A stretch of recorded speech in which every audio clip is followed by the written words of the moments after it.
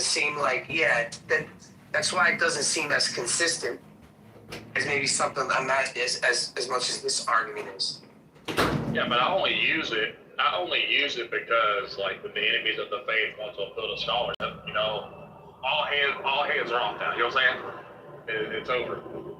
Like once you want to start appealing to credentials and scholarship and stuff like that, then we can talk about the prevailing view that even though it has modifications over the years, the documentary hypothesis has been like this consensus view for like many years, right?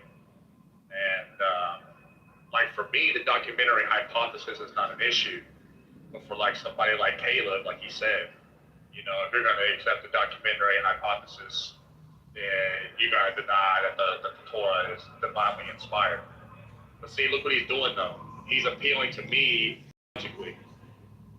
But for me, I'm not going to give him my theology whatsoever. I don't care about that. That's irrelevant now.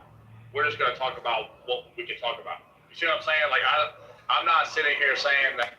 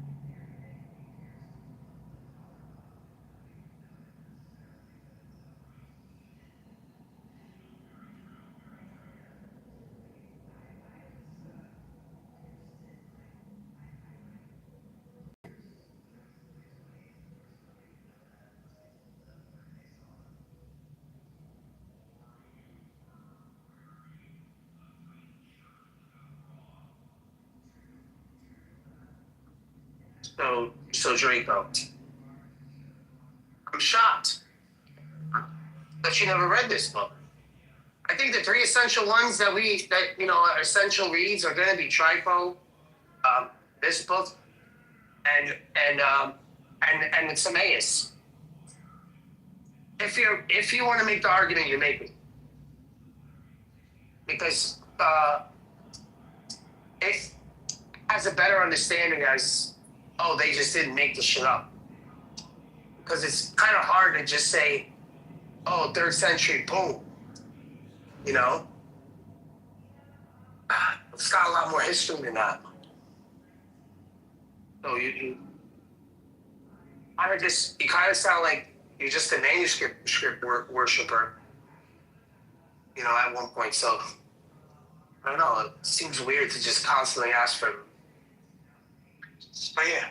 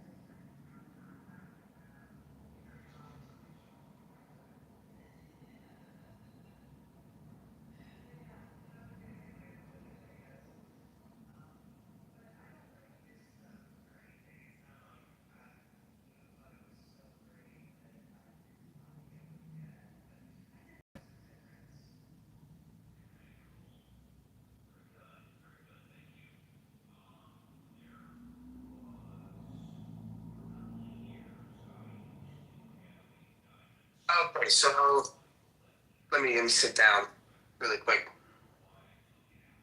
Are you there, Draco?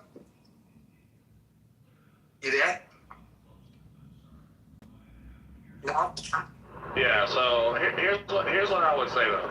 So I came across the documentary hypothesis about 6 years ago, right?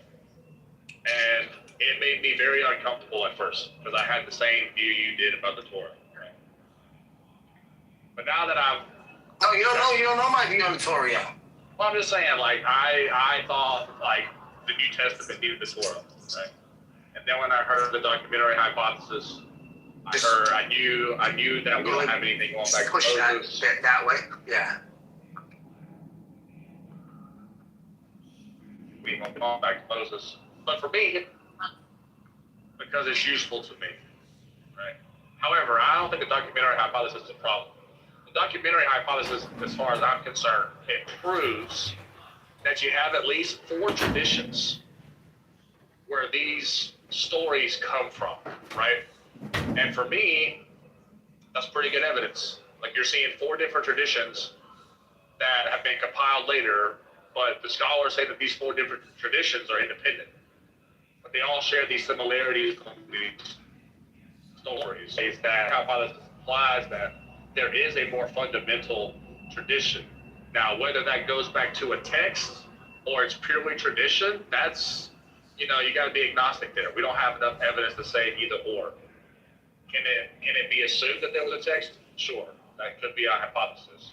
Could it be possible that what we have in the priestly, the Yahwist, the Jowist, and the Deuteronomist source, is it possible that all of those traditions come through oral? That's also possible. There might not have been a text. It might have been oral, and that's how we got it from these 4 sources. That's possible as well.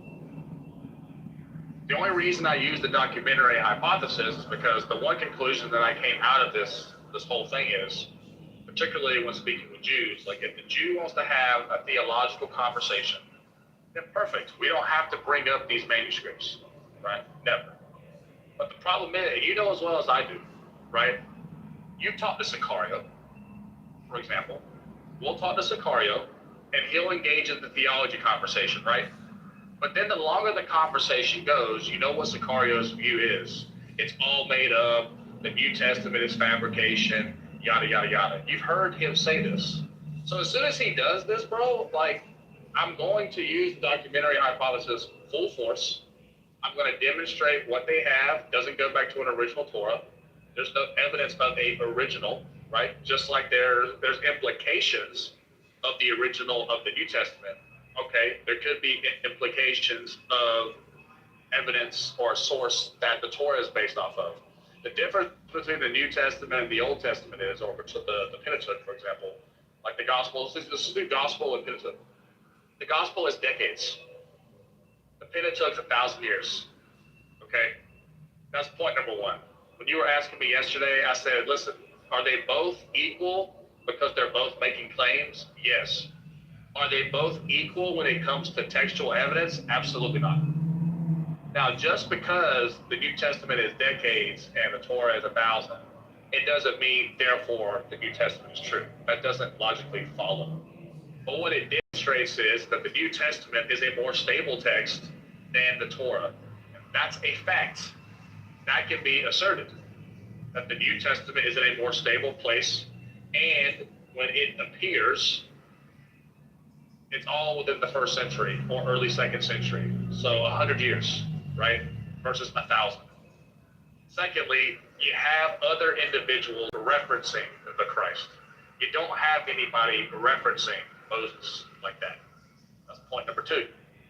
My whole point is, when I bring this up to a Jew, is that they need to understand, as soon as they want to attack the text itself, if they want to be consistent, then they should actually abandon Judaism. They should abandon the Torah by their own criteria.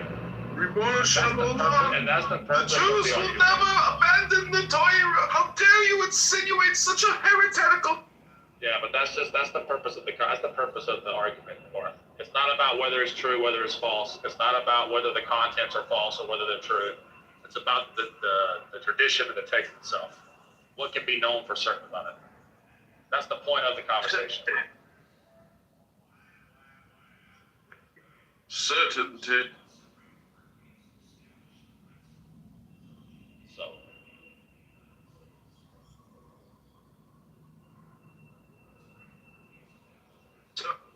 Wow. Here think that What a great. prophetic and heretic are close So to what's related. better? What's a better text than the New Testament quoting the Old Testament? Wow. What do you mean? And there's a lot of texts that quote the Old Testament even prior to the New Testament. All right. Well,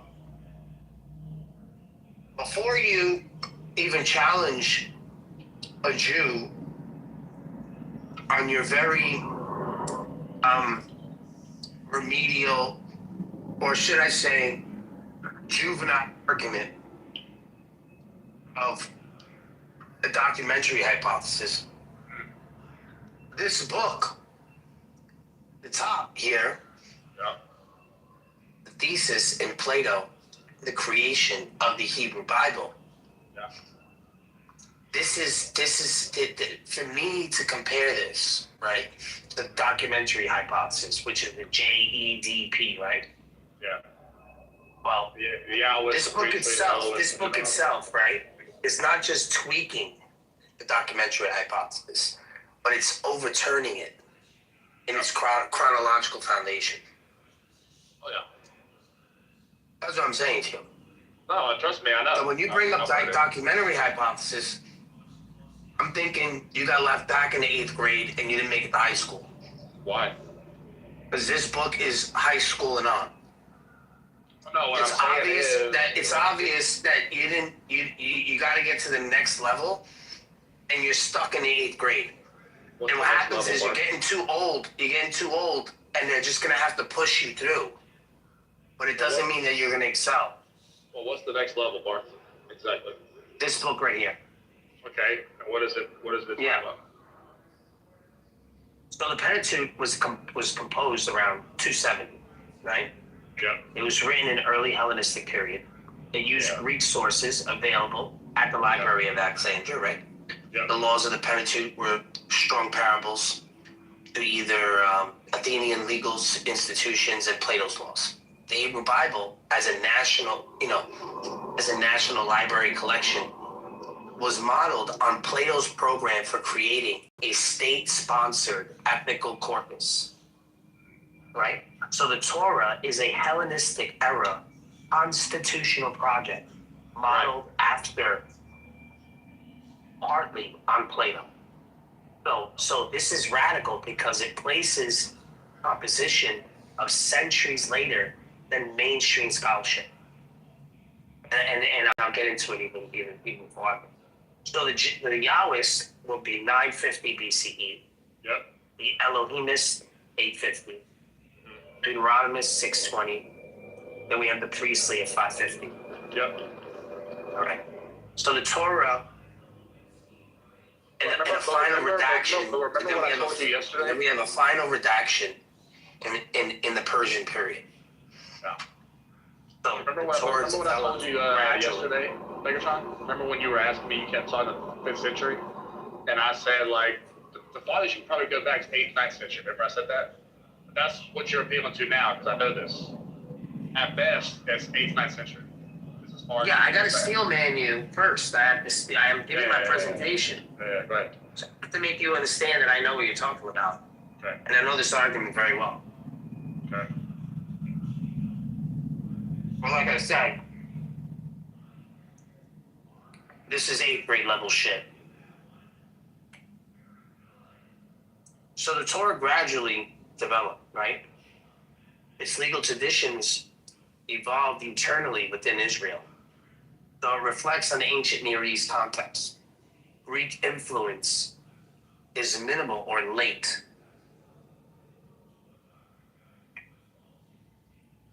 So, but I have a disagreement about the sources that they're quoting here. The Yahwist, the Elohimist, Deuteronomist, priestly. This the way you're laying this out. I wouldn't go this route. Okay?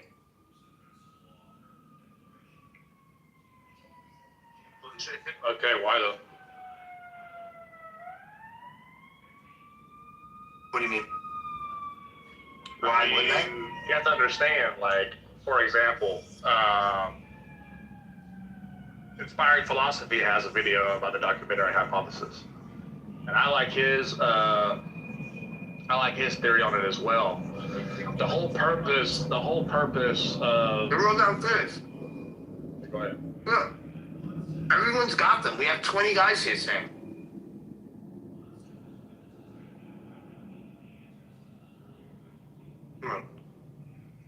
All right. So, this is the reason why this book argues against it. Documentary about this. No, there's plenty of scholars who do argue against it, right? And I know this. But when the point is, right, is that our opponents, they love consensus, right? And as of right now, this is the consensus. So because they hold to this, it is. No, it's not. No, it's not. It is. No, it's not. It's not. It is. No. It really is, though, Martha. Can't be. The foundation of the documentary hypothesis, it is, though. Now, is it being revised? Yes, but it fundamentally is the consensus. Never will be. I mean, that's what you say. Okay. You could say it's used as maybe an abbreviation of some sort. I don't know. More like a foundation. You can't substantiate any of those claims. Who's a Yahwist? Correct. So how is it a strong argument? Because Your foundation already fell apart. the Jews can't do it, even if you deny the documentary hypothesis, right? The Jews can't do it either. They can't. I don't care what they like. I don't care. I don't care about them. No, but what I'm saying is it can't be substantiated away. No matter what the hypothesis is, there's always the questions. Jews, come on now. This ain't about the Jews. No, what I'm telling you is no matter what alternative there is, each alternative is on equal footing. There is no hard case for the validity, validation, and preservation of the Torah. There's always going to be pushback no matter what hypothesis is brought. That's just the reality of the situation. Yeah, so The situation is you're on a conference call app, and you guys might be here the whole day. Never. no. He's kind of driving right now. Papa, you think I'm doing other shit. I'm not like you jerking off in my fucking living room, okay? Just listening to people talk. Like, just because you do it doesn't mean... Are you not just listening? listen. Just because you do it doesn't mean that you have to project every time you're online because you wasted your day listening to fucking John Lee and fucking Jane. Okay? I don't understand. So why the fuck are you getting mad at me? I'm not You're getting fucking mad. I'm just teasing a little bit, you Yeah, know? well, I'm taking my daughter to college. You You're got a fucking kid in recording the college? conversation. And you're recording the conversation, so Jesus. who's the fucking loser? Seriously. All right, I'm the fucking loser. Yeah, and you're not even at my, did you see my rank? See my rank, you piece of shit? 0.1%. Okay? Top dog. You don't even have that, and you're on here more than me.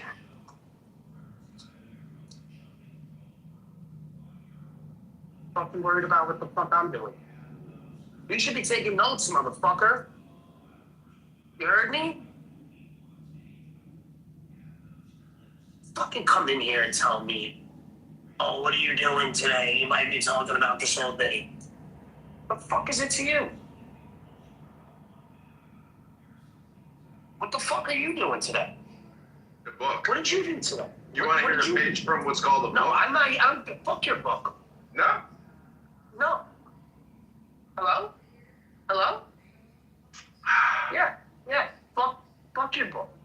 Well, you're my favorite. You know, I'm dedicating an actual, recording room to what you're doing today, so I hope you appreciate it. And So thanks I for can't letting me talk record. shit online. I can't talk shit online because you think I should be doing something better. But yet, No. the shit you're doing Got is it not wrong. better than what the fuck I'm doing right now. Keep doing it is what I'm saying. I'm not saying don't do it. I'll do what the fuck I want. I know. I've been talking on these apps way longer, way before this app was something. We were talking about Jews on fucking PlayStation 2 or 3 a long time ago. Oh, you're a So there's professional. nothing new under the sun. That's right. Everything that is has already been. So there's really no debate. We were doing this shit on Discord. Way before you bought your first cell phone. Are you out of your fucking mind? You're gonna give me advice? Ooh, Daniel's here. You bought the wrong fucking tree guy.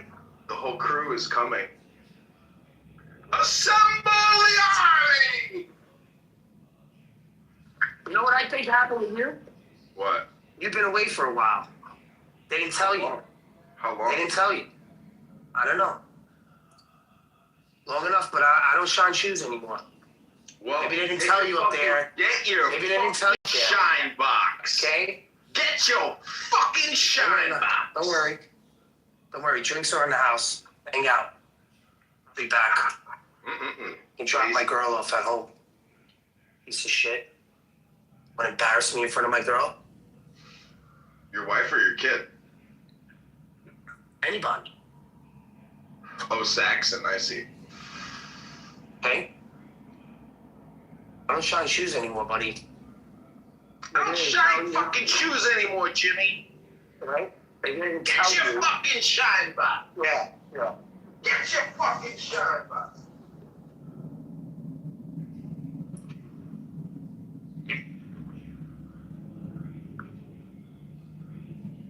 That's an asshole. Yeah.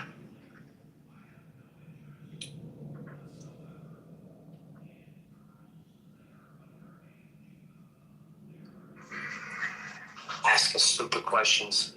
You know, What are you doing? so What far, are you doing? you got so far with McZed the other day, I felt like I had heard as far as the conversation, it couldn't go any further, or we reached the limits of conversation.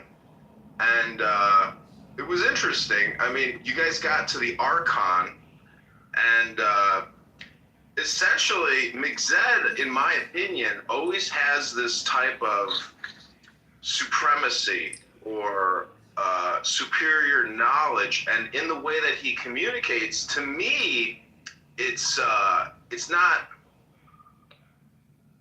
accepting of your status as Megatron. And the fact that you go by the name Megatron, people come here and they want to open up to you, and they view the Megatron. It's because this thing is not here. See that? You're always gonna have that. Look, the strike is out there. Hello? That's a permanent door. Hey, Joanna. No, it doesn't have the cutout. If Daniel can hear me, I'd like to speak to you. You didn't see where it is. Daniel, can you hear me? Yeah, All right. you. Okay. Well, come with me to John Lee's room because he's But talking all listen, about you. Request the door closure. Yeah, He's got to deal with that's the it. strike. You want to come to John Lee's room? He's talking about you and not bad, but about the restaurant thing, and everyone's like going crazy in there. What restaurant? Joanna, don't you know that John Lee is, a homeless vagrant living in an RV? And, Yeah. he's just here to beg. He doesn't want to read anything. He's just here to put on the John Lee show, which is so pathetic and lame and It's boring. so gross. He's telling all these people about Daniel and the food and the restaurants. I would just love if Daniel popped his head in. No. Go ahead, Daniel. Why don't you blocked Joanna? Oh, you're blocked? I'm Well, he's blocked. bragging about you so much, begging to see if Well, you no, can come in the room. I called him last night because he's doing some shit. Yeah. He's With telling homeless. everyone. Yeah, he's feeding the homeless now. Yeah, he's having a big Anyway. barbecue today. 2:00. Yeah. Dude, I saw pictures of him. I think he's like, for whatever reason, I think he's being honest, man. Something happened to that dude. His mom was dying or something. Like, he trolls, can't control his trolling, and yet he's not trolling here. You asked me, do I think this food thing is a troll, is what you asked me. And you said no, but it seems like... But you asked me again. That's my point. Yeah, but it seemed like as you went on, you just kind of gave good reason to think he's trolling again, is what I'm saying. I'll tell you what, man. I know you're a friend of mine. I'm close to sending you down, too, when you act like this, okay? So... I'm serious. I'm serious. When there's a certain standard of conversation. So is this not just the dumbest, like childish, like immature, infantile, mediocre show in the world? Like, how is this glorifying Jesus? How does the John Lee show edify the Christ? Hello? Oh, you're horrible, Mr. Horrible. So John calls me I called him. And fucking, there's this app where restaurants throw away all this stuff at the end of the night. And I was just letting him know, like, if you're fucking getting horrible 2-day-old bread for these people, I'm like, bro, like, are you not like a complete fucking Jew like me who wants a cheap meal? And I'm like, go and use Too Good To Go, the app Too Good To Go on Apple or iOS. I mean, this app is fucking amazing. Anyway, at the end of the night, restaurants will list all the food that they're about to throw away that they weren't able to sell. They have excess, and you go in there and they just pile it up for you. Too Good To Go, man. Too Good To Go.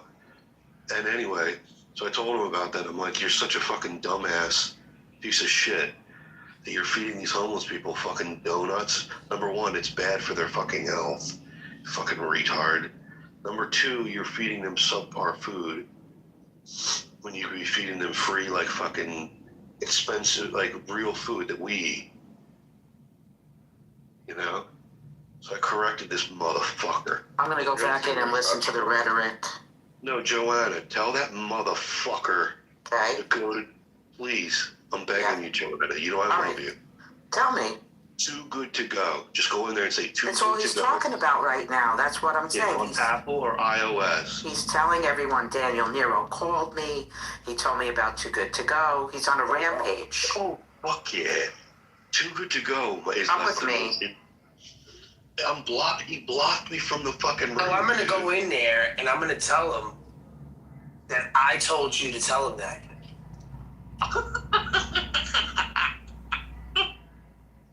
Dude, go in Because there. I don't know your number. Because I don't know your number. I don't know his number. Yo, Barth. Yeah. He told me we were talking about you last night. Yeah. He goes, Johnny Haas fucking. You said that you wanted to rape Johnny Haas's wife.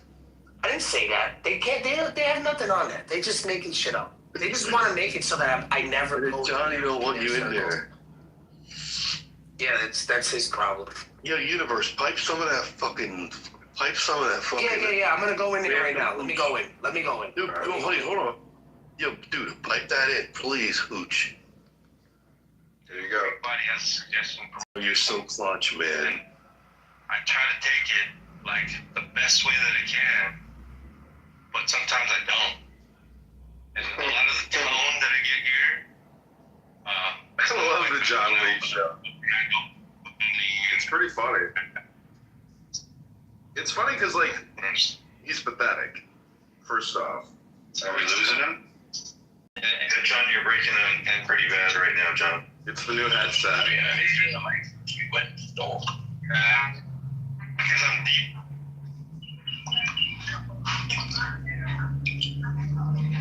Hello? Yes. Okay, here we go. Ooh, I'm looking at Tom and Jerry's euros. Holy shit, $5 for dinner. Wow, they sell out. You get a surprise bag of food for like 70% off. We can hear you pretty clearly now. Wow. Okay. Oh my god, Whole Foods? I have a question. Is there a limit on the chicken leg? Oh my god. Chicken leg limitations. Okay. No, it's okay. Just give me 25 pounds, and dude, this is amazing. These are like some of my favorite restaurants. Yeah, there's no limit here. I don't see a limit. Limitations on the advertisement. Some places like have 10-pound limit.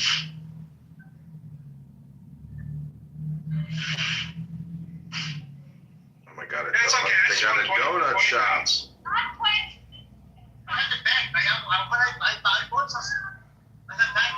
Oh yeah, yeah. Just give me a bag. Build a relationship with them. How much is a bag? 20 pounds? Oh, one bag is 20 pounds? Give me 2 bags. Perfect. Okay. That's pretty good, Al.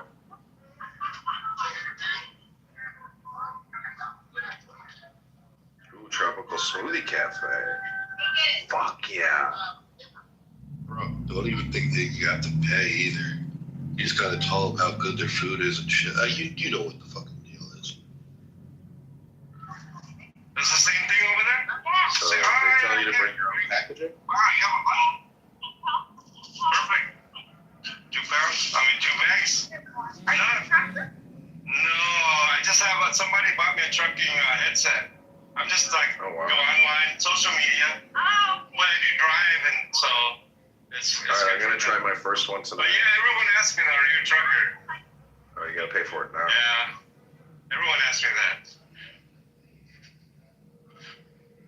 This is really lame that like John Lee's show has essentially become like him live streaming his life.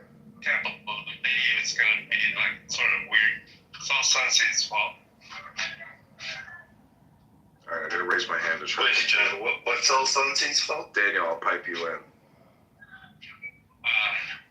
Asking me like, Buttercup, will you pipe me in. I'm banned. I know, hold on, I'm gonna put it in the chat. He's not bringing me up. I'm bringing it up. Hey, John. Hey, what's up, Buttercup? Hey, Daniel. Buttercup, what's going on? Are we streaming live? Yeah, Looking I'm content? looking at like 10 cell phones right now. Wow, nice. I heard you had 70 cell phones. Is that true? Yeah. That's crazy. I have 4 recording studios live streaming 4 different clubhouse rooms across 30 different cell phones right now. How can you afford this whole operation? Cell phones are only $30 a piece. These burner phones are only $30 a piece. It's still 70 of them.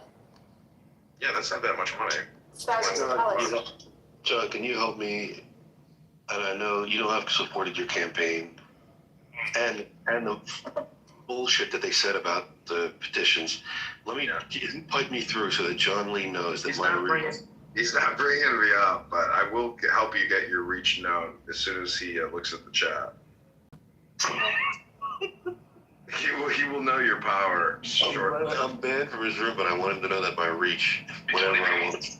Yeah, I think I'll feed 20 people, maybe even more. Yeah, but you know, Buttercup. But I wanted to ask you: will you come to my house, Church of Buttercup, and will you do a one-on-one interview with me? And we're gonna turn the chat off, and it's just gonna be like an event. And I'm gonna ask you, 100 questions or 50 questions, and it'll just be a Q&A. And, it can be personal if you want. Like, we can talk about your biography. We can talk about, your political opinions, etc.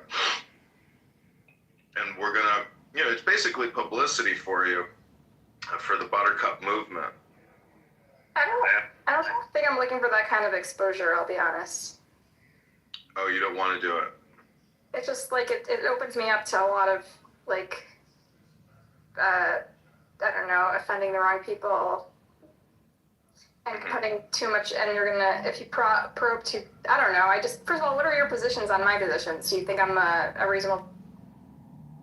I think you're intelligent and reasonable. I mean, but I just don't think that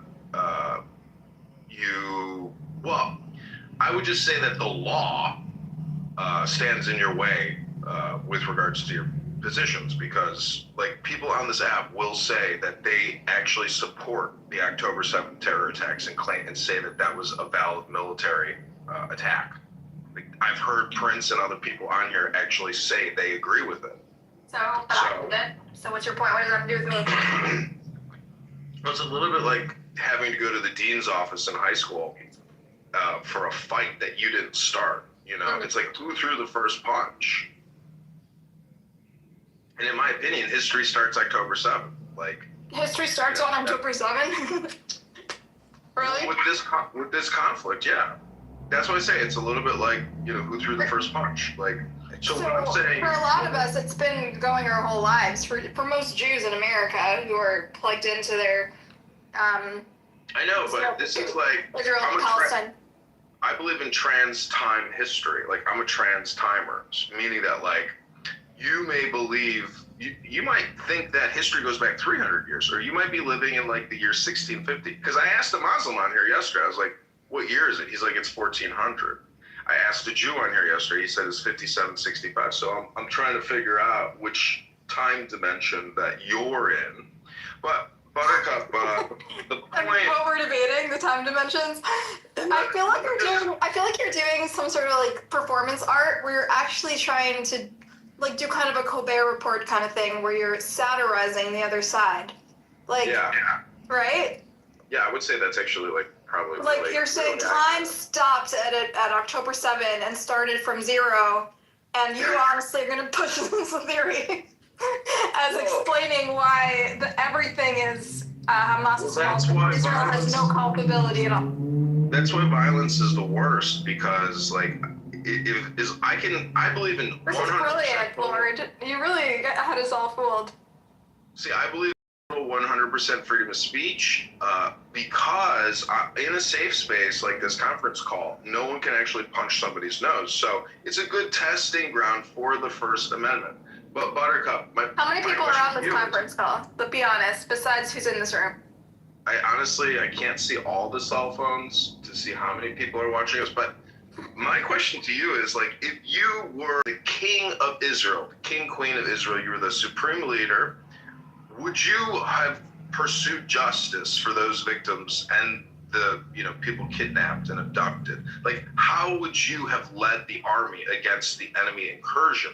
Because you have my opinion is you have so many descriptions that like you don't look at this from just like a very rudimentary like caveman type thing, like the fucking enemy came in and snatched hundreds of our women. Should we form a war party and go get justice? Like, how pathetic are you that like would you just sit there and be like, let's just call them on the phone and see if we can get the hostages returned in, you know, in for a deal on the land or something? Like, how much of a pushover are you if you were the leader? I love this leading question. Yeah. I'm the biggest pushover. Or just weak. You're admitting that you're weak and you wouldn't have the courage to go fight to the death to save your fellow comrades. Yeah, so I'm arguing that fighting to the death killed many hostages needlessly and dragged out a war that could have been finished a year earlier as the former leadership of the army and Israeli intelligence have said that thousands of Gazans and dozens of hostages would probably be alive today if Netanyahu had taken earlier deals instead of kicking the can down the thing, because the people had this bloodlust for revenge and they wanted to see Gaza flattened. But that wasn't necessary to achieve the goal, which is to neuter Hamas and rescue the hostages. And even after a 2-year war, which was needlessly extended, according to Yoav Gallant and numerous current and former Israeli military and intelligence officials, even after they dragged it out an extra year, they still failed to achieve either of their goals. They had to negotiate. They thought they could just by force get the hostages back and destroy Hamas, and they failed on both. Have you ever played chess and like had a reversal? And they killed dozens of hostages. They killed dozens of our sons and daughters, Lord, because of their foolishness and their bloodlust and their need for revenge. Who, the Israelis or the The Palestinians? Israelis. You're saying the Israelis killed Palestinians? Israelis killed Israeli hostages when they bombed Gaza thwarting deals that could have rescued them. You really I think that they were better off in that situation than. You don't know the intel. No, I do know the intel. I do know that. No, you don't. No, you don't. You're not supposed to know. I don't understand how you think you know. The IDF released a report on hostages, on Yeah, how the that hostages sounds- died. They yeah. gave it to the families. Yeah, It's very they tell public. you the end result. They don't tell you what's going on and why they did it. They did tell us. Yoav Well, they Gallant. did. Do you know who the defense minister Yoav Gallant is in Megatron? Have you familiar with this? I don't care about your conspiracy theories. It's not a conspiracy. Yoav Gallant is the defense minister who led the operations in Gaza. He publicly, in interviews over and over again, has stated Oh, that he the made the war call. can- He made the He call. didn't make. What No, calls are you making? Netanyahu overrode his call for political gains. Oh my God, Sean, you don't know anything. It's so cute. And so then whoever made the call, they're making calls. You're Netanyahu not. made a political You're call. home. You're home. I complaining want. about it. I'm complaining that You're Yoav not Gallant. making any calls. I'm You're not doing anything. You're not even risking your life. You're sitting home supporting- comfortable. No, you're not supporting anything but anarchy. All right, Megatron. Listen, Yoav Gallant is a Hey, hero. Megatron. Why are you being rude to me? If you no, because you're honestly you're a vocateur. You're part of the problem. Oh my God, I don't. You're part of the problem. Well, then that's fine. Then don't talk to me. I don't even like to talk about politics. But you want to come in here and do this bullshit? Fuck out of here. I kind of invited her to do it. You were gone. Fuck But, right here. You know, I'm looking at a She's book. doing more harm than good. She talks about this shit every day. Well, yeah. I You should mean, be worried about getting fucking railed and pregnant. That's what she should be worried about. that sounds nice. For the life of me, I don't understand it. And Draco, with this stupid, what is it called? Documentary hypothesis. The fucking idiot. Let me see if I can get John Lee on the line here for Daniel so he can understand Daniel's reach. So fucking annoying. And documentary, but you know what he said last night? I said, so you want historical records of Moses? I said, that's fine. Give me the historical. Yeah, I told him. And you know what he had to do? Brutal. He had to concede that Jesus is the myth. And I think. What was that? He had to concede that he said Jesus is a myth. You believe this shit? Who said that? Just to get one over on the Jews. You had to say Moses and Jesus were in the same camp in terms of historicity. Yeah. Who said that? When you cornered it like that, it was like, There you go. Boris. He does it to himself. Sorry. He does. Draco does it to himself, so I would otherwise feel sympathy because I really like Draco, but that's on him. And you actually were really chill about it too. Let me know if you guys want to hear the John Lee show. I want him to know my reach. That like just because he banned me, that like Quarter inch. Fat? if you have John Kitover on your side, you can enter any base, I'm and there's having no stopping it. It's quarter true. inch. I'm like an octopus on this app.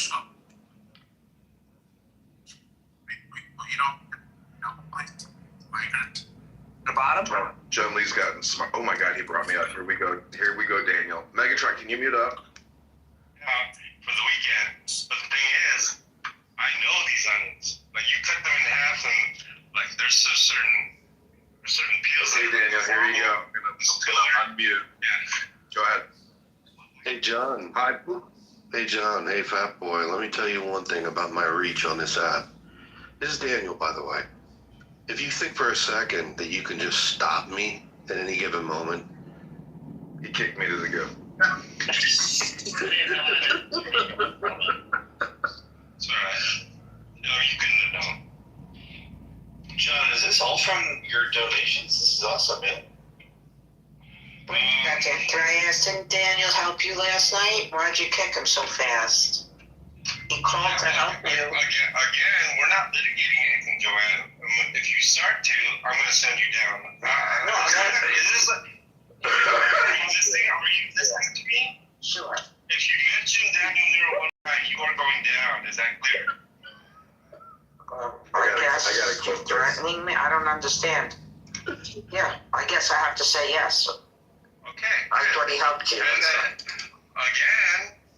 then, again,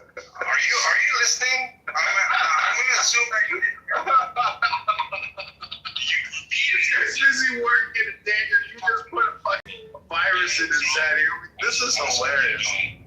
Okay? Your reach is vast. I'm asking people to act in a certain way, and you know, I'm accepting of your initial comment. I'm also accepting of the comment of JJ that I'm acting like a jackass, quote unquote. But what I told him was that's fine, but if he starts repeating it, that's going to be a problem. It's gonna be a So problem. anyway, back to my question, John. So is this all from the donations? Which I was just, Yes, sir. wow, that's freaking awesome, dude. I mean, literally, I only spent a few bucks. I did want to ask, earlier you said that you weren't okay accepting the assistance and that's why you did the affidavit and got off of all of it and blah, blah, blah. But it seems like you are, Yes. but you are okay accepting the benefits as long as they come through someone else. And I was curious how you were rationalizing that. Well, the government is not going like, you know, I support what you're doing. I wish I had more accounts to try to bring you up, Daniel. Unfortunately, I don't have any more accounts in this office because, as you can see, the universe down there is live streaming this room onto multiple YouTube accounts. So, unfortunately, I won't be able to be brought back up. But Jane is really annoying and so critical. Like, what is the point of somebody coming on Clubhouse to just like attack John Lee? That's the one thing I can't really understand. It's like, Dude, she's a weirdo. yeah, she's an intense person. She's very critical. She used to sit in the audience and like listen to this. First of all, I think you should defend that psychopath, by the way. Wait, JJ, Sorry. that goes for you as well as anyone else here. Well, There's not an Andrew R room that talks about things like this for 4 hours. well, that upset me too. Daniel, this guy JJ doesn't like you, huh? Thank you for sharing your emotions. I felt like it needed to be said to Joanna. Thank you for sharing your emotions, John. As far as like, you can still Oh talk to man, Joanna. that just caused major problems. You understand that, right? I Pretend like this, like Joanna, I understand where you're coming from, and I said why you said that. I don't understand where she's coming from. That's why I didn't I'm just mention saying, I just anything. gave an example, dude, okay, of how you can communicate still within what's being requested on stage, okay? I know you're a smart guy. Sounds like a semantic game, John. Okay. You wanna start repeating that 3 or 4 times? But Yeah, just the one. That's what it sounds like to you. I'm not asking for an explanation. Just informing you. Okay, yeah. I accept. The chats your are all like, perspective. please focus, John. Don't get upset, John. Keep doing what you're doing, John. There you go. Sounds like a semantic game. I heard that.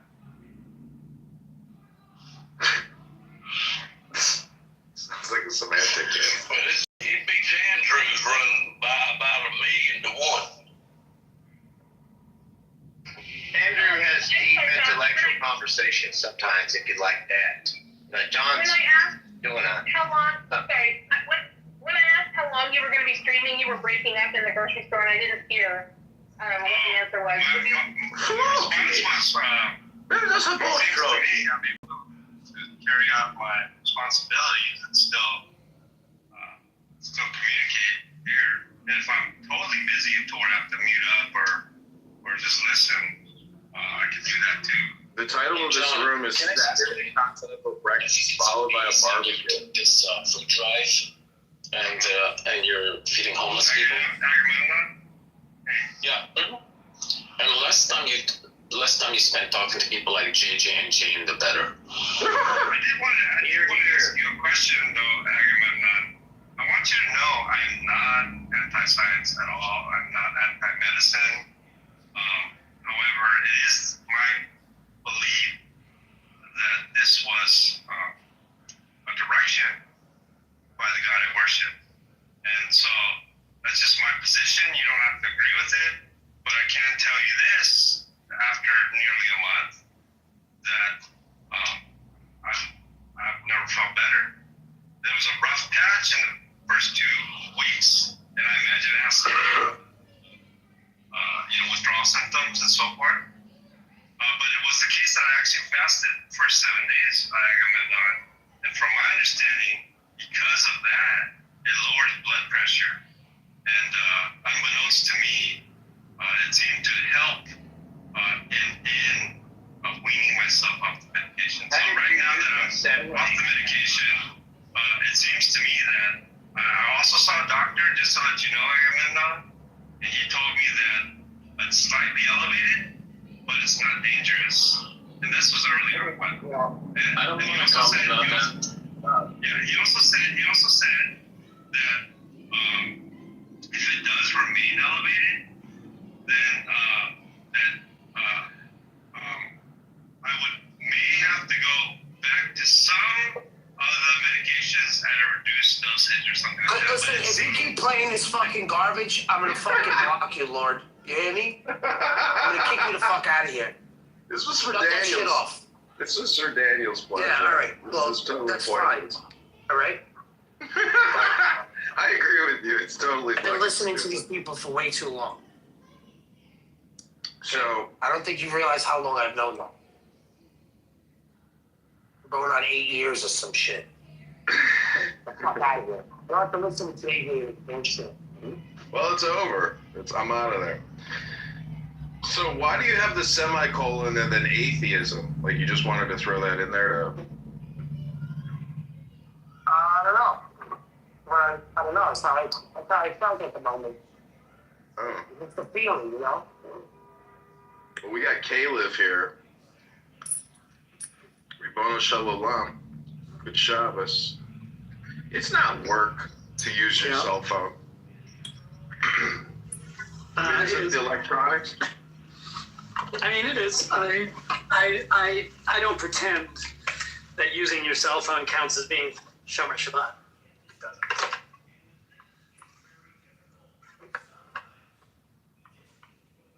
I mean, I've done Shabbos once with an Orthodox family in Beverly Hills, and he was like a retired music executive, and he married, and then they became Orthodox. He got married, and they're raising their children Orthodox, and it was a really nice, experience. I can't really remember all of it in detail, but very peaceful, Yep. super peaceful. Yep. But no electronics. Their life didn't revolve around cell phones. It was much more, like they were very aware of their lives in their house,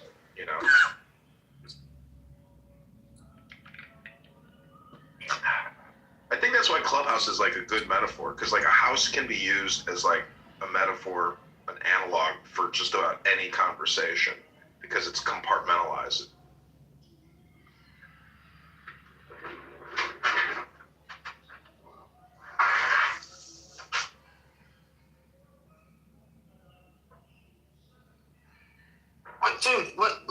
What do you know about Jewish people? Like, what do you really know? What do you really know?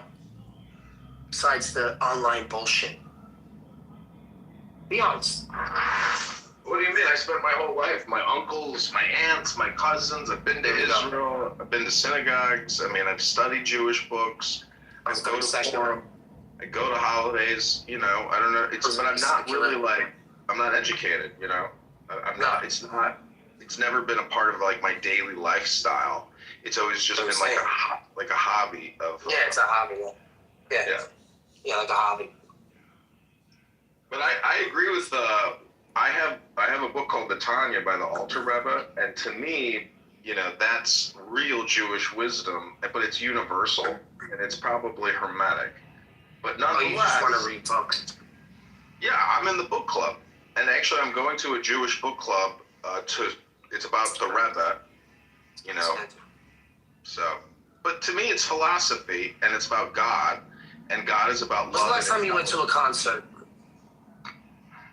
I go to a regular country. When was the last time you went to a concert? Last week, Friday, Saturday. Yeah, right. What was it? Yeah. How much was the ticket? Where'd you sit? It wasn't a concert. It was a live band at a bar. That's not what I'm talking about. Yeah, I know. You're talking about like a whole, Live Nation ticket purchasing experience. Right. Yeah. Yeah. I It's been a was while. three years, downtown Chicago, Lollapalooza, Grand Park. 3 years. I had to be more than that because we were in COVID back then. So try again. Try again. I don't know, maybe 4 or 5 years ago. Can't be that long. I mean, I Gotta usually be drink longer for than that. these concerts. Gotta What's be your point? longer Do you than have a that. point about it? When was the last time you were like moving through a crowd of people and there was just nothing but a sea of people in front of you? I went to a country western fest here in Chicago called Barbecue something Palooza. I don't remember what it was called. Okay. It's called Windy City Smokeout. Okay. Do you have a point? Do I have a point? Yeah. No, I mean, you always ask me all the time what I'm doing on here. I'm just asking the same. Like, what are you doing on here? Well, I have Should a go to shared a festival. common interest. I have a shared common interest in the GOD. But I'm about to read a book by Eliphas Levi, who was a Kabbalistic mystic in the 17th century in France. How is that going to help? I'm creating YouTube videos and I'm using it as my script. I'm reading it into YouTube and creating clips.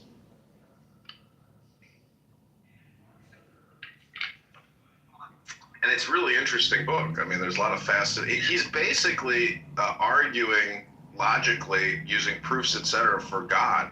I see you're moving throughout the world. I'm sitting in a library here. You can't do what I'm doing because you're working. You're doing things. I want to sit here and just read a book. Smoke weed and drink coffee.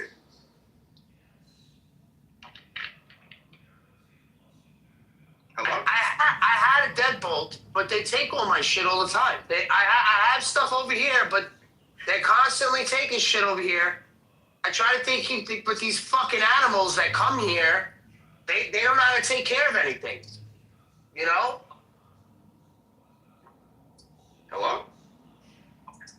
And then the moment they get here, you know what they're asking me? Oh, when are we going home? Why don't you just go home now? Why don't you just go home now? Yeah, if they're asking, oh, what time are we going home? What time are we going home? What? Seriously, you guys just got here. What do you mean what time we're going home? We're going home when we're done. Hello? No. Hold on, I got something here. I'm trying to get something for you. I'm trying to hook you up here. I'm trying to hook you up. Hold on. I got it. Yeah, you got to give me a second. Hello? I only pull shit out of my ass at home for my wife. Yeah, you saw that, right? You want some? You saw that? You saw the snacks? What do you want? Hello? I always got snacks in my bed, in my desk. Yeah.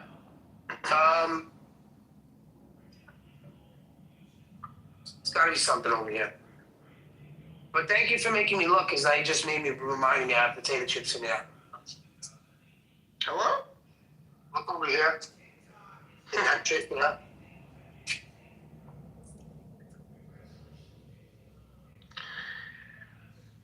I saw a video of a homeless guy getting robbed of his candy in his bag. I gotta find the top piece. Very tragic. Got small ones like that. I got a small one. See this? Yeah. I told you. Mr. Barrett. I told you, come to Papa. You come to Papa, and I take care of you. Mr. Barrett, I didn't bring the strike for the boat on the dock. Nobody better than Papa. Okay, listen to this, Barth. This is Article 4. Solution of the fourth problem. Religion proved by the objections which people oppose to it. The objections which one may make against religion may be made either in the name of science or in the name of reason or in the name of faith. Science cannot deny the facts of existence of religion, of its establishment and its influence upon the events of history. It is forbidden to it to touch dogma. Dogma belongs wholly to faith. Science ordinarily arms itself against religion with a series of facts which it is her duty to appreciate, which in fact she does appreciate thoroughly, but which she condemns still more energetically than science does. In doing that, science admits that religion is right and herself wrong. She lacks logic, manifests the disorder, which admits the need that it has of being ceaselessly redressed and directed by the spirit of charity. Reason on its side examines dogma and finds it absurd. But if it were not so, reason wouldn't understand it. If reason understood it, it would no longer be the formula of the unknown. It would be a mathematical demonstration of the infinite. It would be the infinite finite, the unknown known, the immeasurable measured, the indicible named. That is to say that dogma could only cease to be absurd in the eyes of reason to become in the eyes of faith. Science, reason, and good sense in one. The most... Joanna, hey, thanks for prompting us to go in there. That was very funny. Daniel got a kick out of that. Yeah, I got thrown out because I said, why'd you do that to Daniel? He helped you last night. And then I got kicked down. But, I mean, on one hand, he's bragging that Daniel helped him find a food. But then when Daniel came in the room, he kicked him out. Welcome, Cora. What a piece of shit. Did I miss some drama? Right there. Hi, Cora. You feeling better? I'm doing radiation right now, so it's touch. Does that hurt? Not really. Not well, at least not yet. I've only had 2 treatments so far. Okay. Okay, so since you guys are home, and I know Joanna always loves a good movie, you Yeah. gotta watch Blink Twice. Okay, let me get my remote. Yeah, it's on. It's on. About what Prime? It's on Prime. Prime. It's on Prime. Okay, I'm there. I'm on Prime. What's it about? You gotta watch it. I'm not telling you. Should I call my boyfriend in or let him stay in the back room? Let him stay back there. Wow, Joanna, you don't want to share Blink Twice with the BF? Why not? Let me see.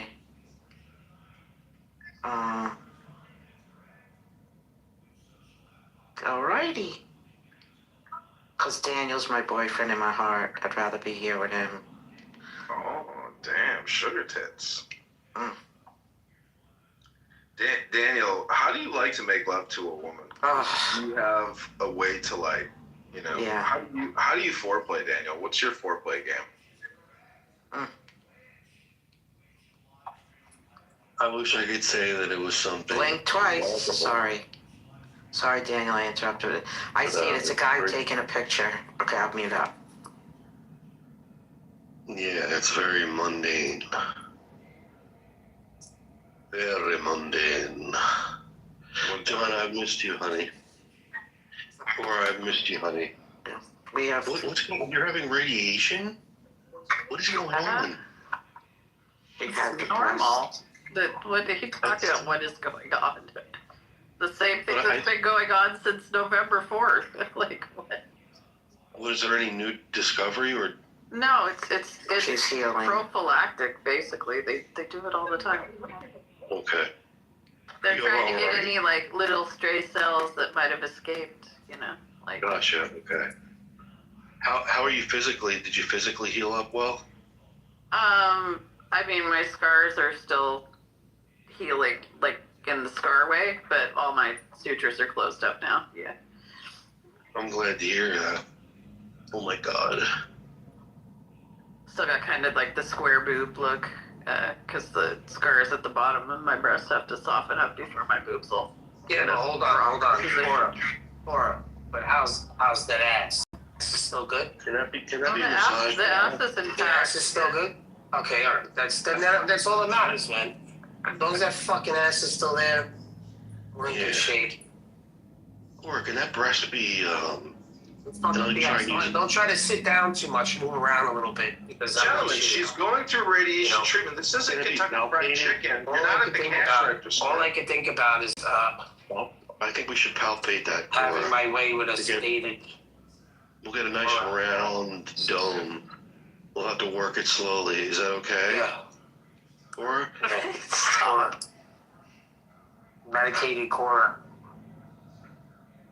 so we're completely Won't hurt it. It won't hurt at all. Yeah, I'm not medicated right now, but It's still. Once you get medicated, Don't it gets move. wild, dude. Don't move. Stop moving around so much. Well, I do have to go put Aquaphor on my boobs soon, though.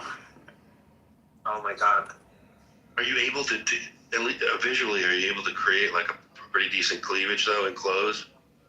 Or is it just nude breast? They look fine, yeah. Like in clothes or nude? I don't have to wear a bra anymore, let's put it that way. Oh man. Ooh, ooh. Oh my God. Wow. I feel like your breasts are like virgin now. Wow. You have like these virgin breasts, and I know that your old man probably ain't, Yeah, no Even one's as a blown a load. marital No one's bargain. blown a load on them yet. yeah, they're fresh and She's so fresh. She's so fresh. Exciting.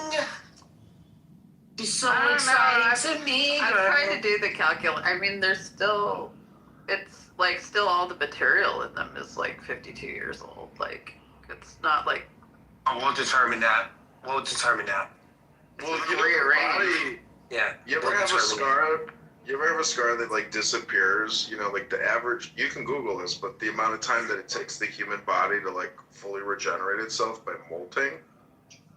That's why we have dust all over it. We're like snakes molting. Yeah, I think my scars will fade pretty well because I had like I had a mole removed from my breast where they did like a punch Here and we then go. stitch it up, and it took about a decade, but the scar completely faded away. You could never see it. Yeah.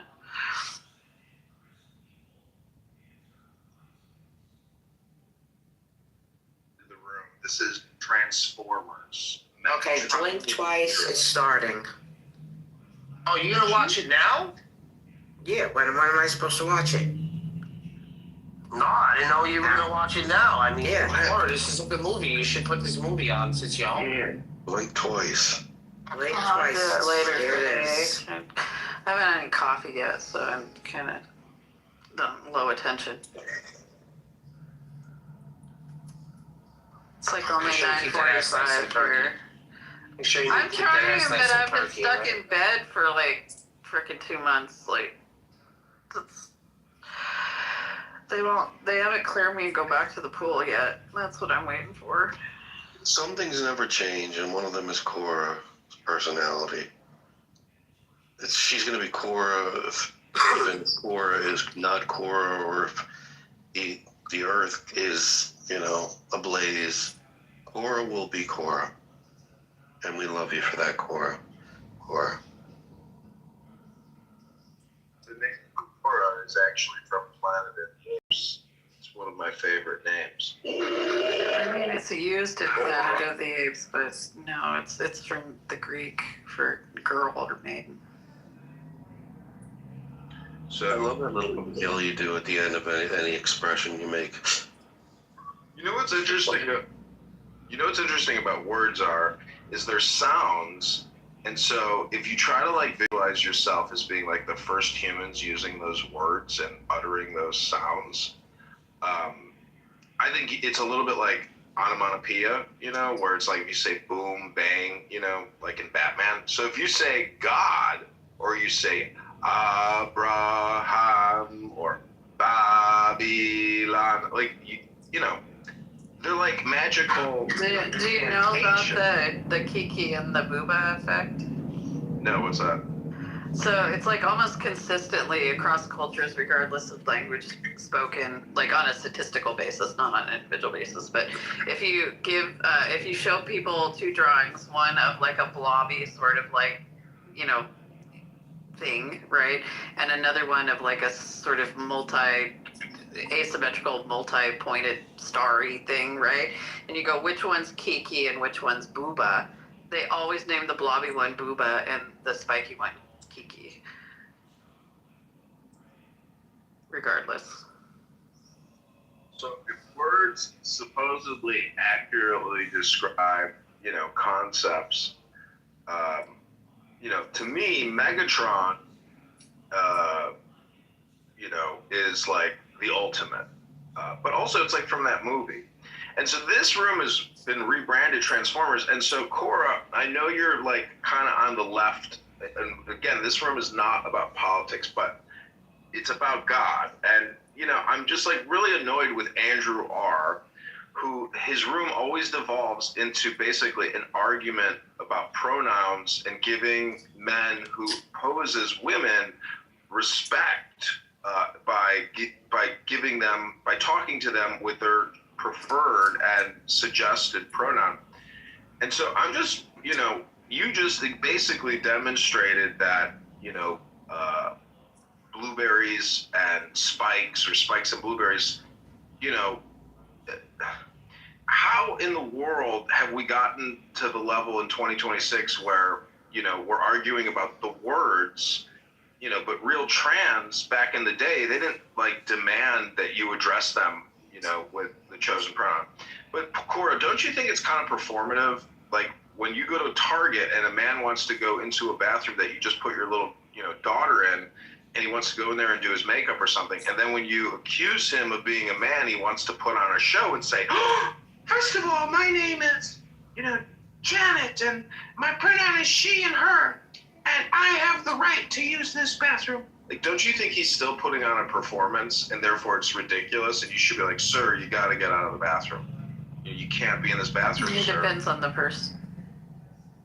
Does it really depend on the person, or shouldn't we have a level Yeah, of some people, I've met standardization? some people that obviously do it because they're like narcissistic and have some sort of like histrionic personality disorder, and it feeds into that. It gets them the attention that they're seeking, right? What kind of But phone I also know people that are legitimately trans and just because of the body they were born with, it takes a great deal of effort for them to pass, So My point is, like, I've been meaning to put these things on all fucking day, and I don't have scissors to cut. hi, Boris my point is, Cora, my point is that law should dictate whether or not, men dressed as women should be able to go into a No, bathroom. I think it's a social negotiation that's situational. Well, that's what the law is in a way, but it's on the books. So until they change the law. That's someone in Mississippi influencing whether or not I can do what I want to do with my friends in Oregon. Got it. So what? I mean, if you want to do it on a more localized basis of ordinances and laws, sure, I guess that might be more applicable, but I don't want any federal laws like You were like, wait a minute. intruding on You don't want a national my law social liberties. Yeah. Yeah, you don't want a national law on gendered bathrooms. No. That's stupid. Okay. Yeah. Okay. Well, thanks for clearing that up. And so I mean, I think the easiest solution is just to like remove the fucking friction and have non-gendered bathrooms, period. Like have gender-neutral bathrooms for everything. Like, you go to a fucking restaurant, there's 2 bathrooms. Doesn't matter which fucking one you go in. It's identical. Why would you need a sign on the door? Mm-hmm. And a lot of places are going towards that. Not for nothing, but I thank the transgenders for that, because they've really fucking upped the fucking bathroom shit, like to higher levels, Yeah, they remodeled the high school I'm in here. this shit fucking by myself. I'm in the fucking stall. I'm in a whole room by myself. It feels like I'm on vacation or some shit. I like it. Yeah, they remodeled a high school here with gender-neutral bathrooms. The kids got more private, nicer bathrooms out of the deal. Yeah. Like, they took 2 cruddy, small, stinky spaces, made them into a big loungy area with full doors on the fucking stalls, right? And it's fucking like Ally McBeal office. Like, it's nice.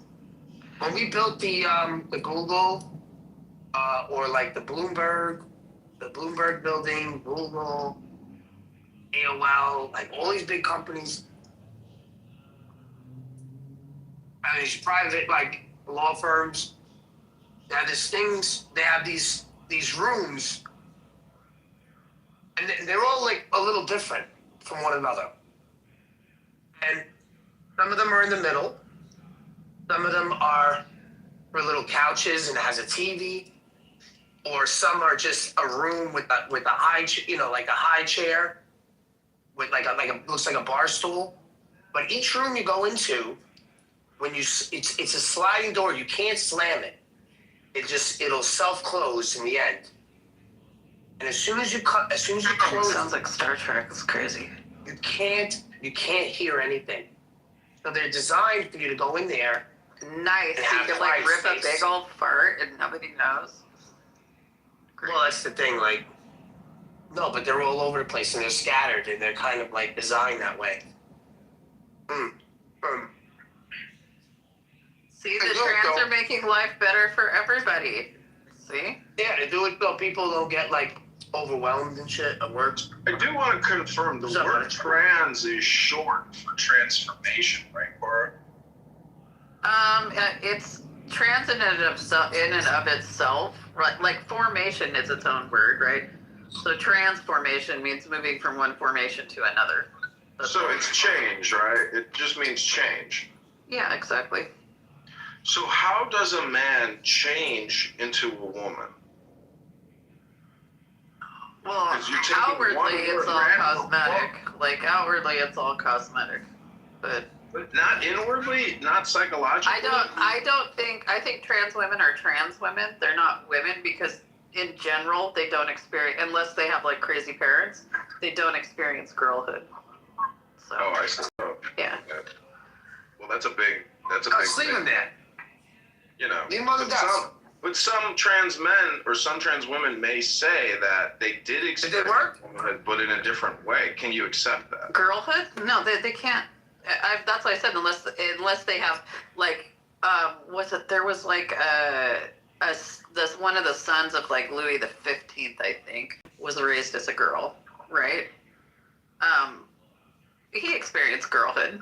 You know, if he was treated like a girl in all the social ways, sure, right? So I would be more inclined to call him what's closer to a woman than someone that was raised as a boy and then decided they were a woman in like their mid-teens, you know, or something, or 20s. Are there any like, you know, is there anything that you're opposed to with regards to like social conditions, you know, family or society? Like what in the world today do you disagree with? Well, I mean, like, you know, pedophilia and incest, you know, that's problematic. So pedophilia and incest. Anything else? I mean, general abuse, authoritarianism, treating children like property, treating women like property. I'm opposed to that. Okay, so pedophilia. Oh, so wait, hold on. This is good.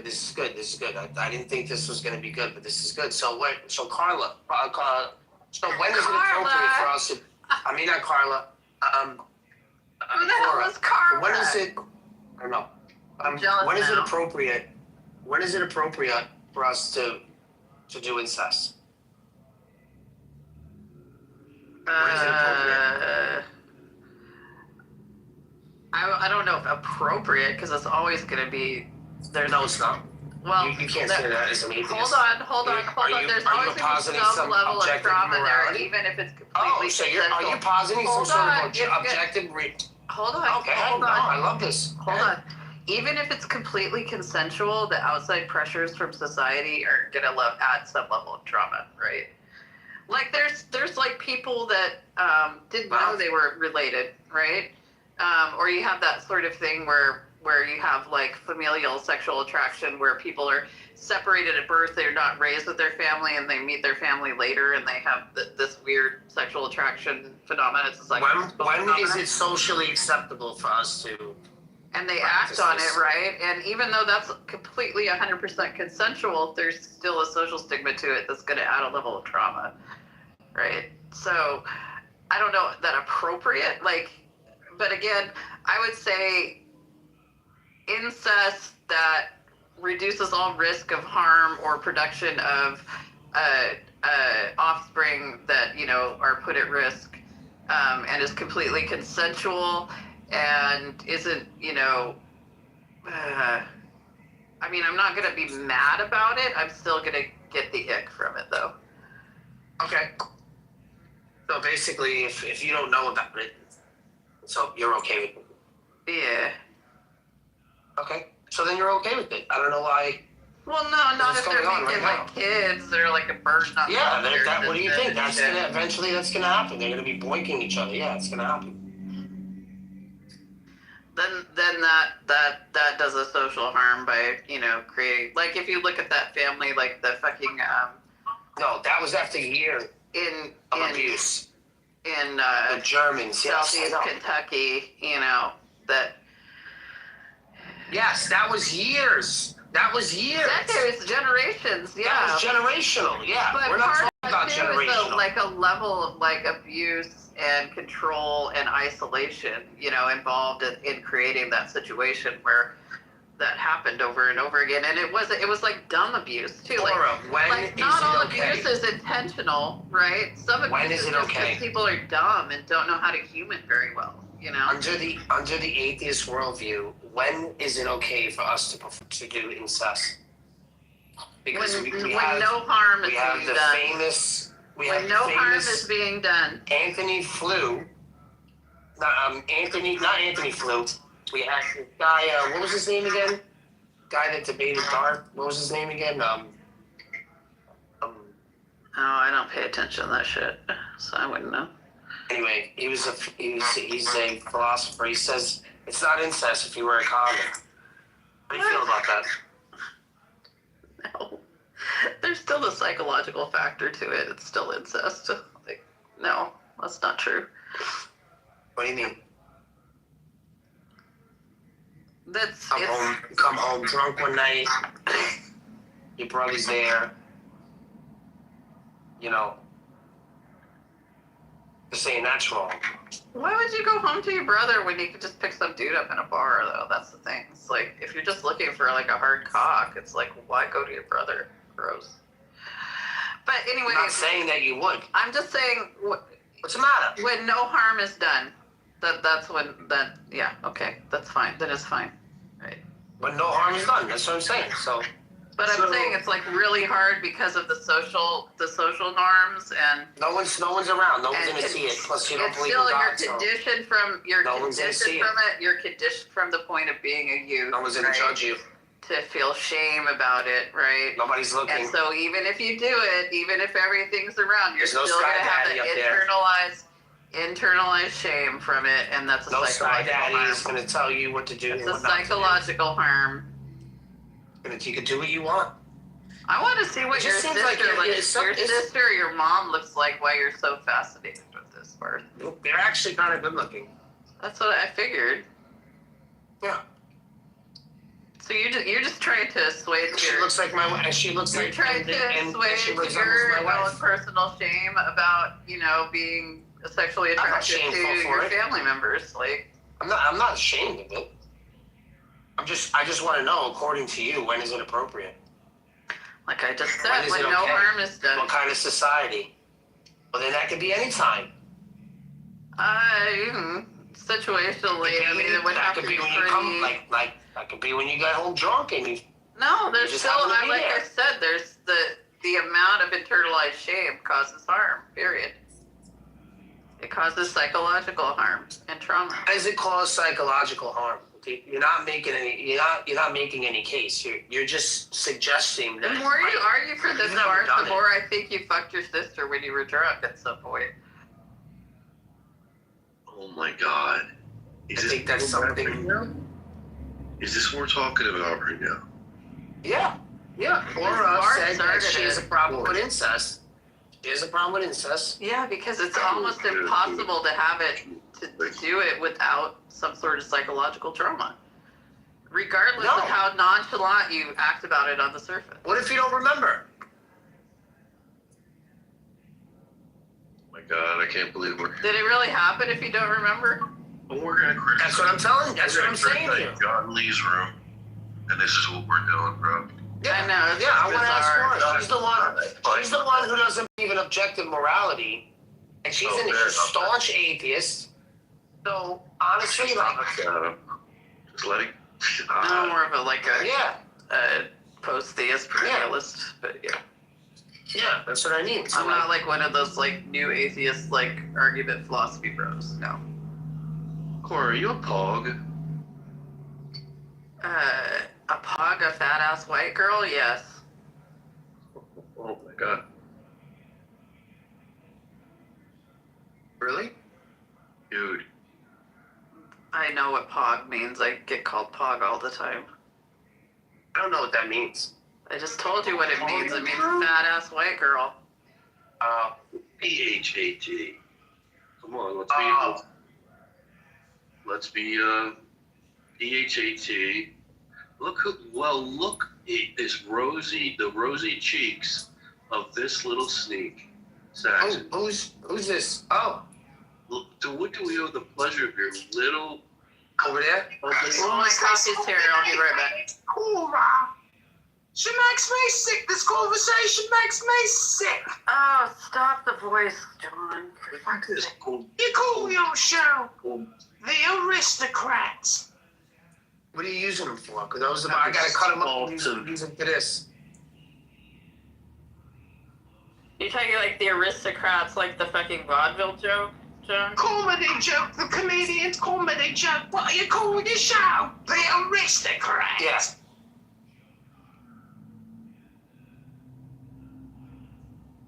Dude, our show is going to make it to syndication. I think it's That's what I'm using. pretty well accepted in the comedy world that the most epic rendition of the aristocrats is done by Bob Saget. Just saying. Yeah, I've seen him. I saw him do stand up at a casino, and he was very funny, very dirty. But it was really just his fame. That show, in San Francisco. What was it called? With the family. Full House. Full House. Full House. Da-da-da-da-da-da. See, the sitcom is a special thing because it centers on the house, and you sit on the couch. And I've been casting myself in sitcoms on Cora. It's kind of interesting, Cora, that Sora and Suno are two really powerful AI apps. Have you used those at all? Anybody? Hello? Hello?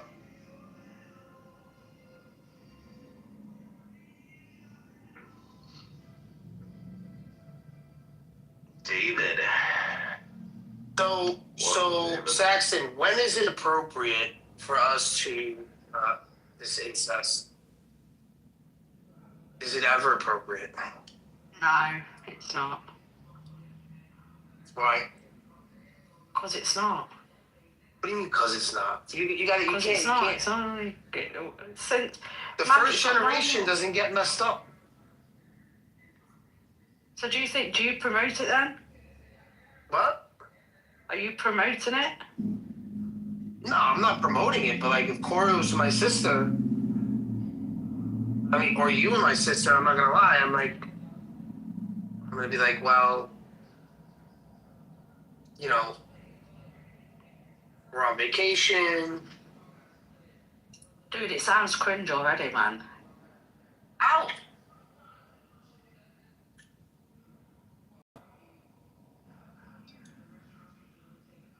The Muslims do it. But we're not Muslims. No, I know. What do you mean Muslims do incest? Like, that's a generalized statement. It's not, do you have any evidence, and why is it so generalized? What do you mean? What's general about incest?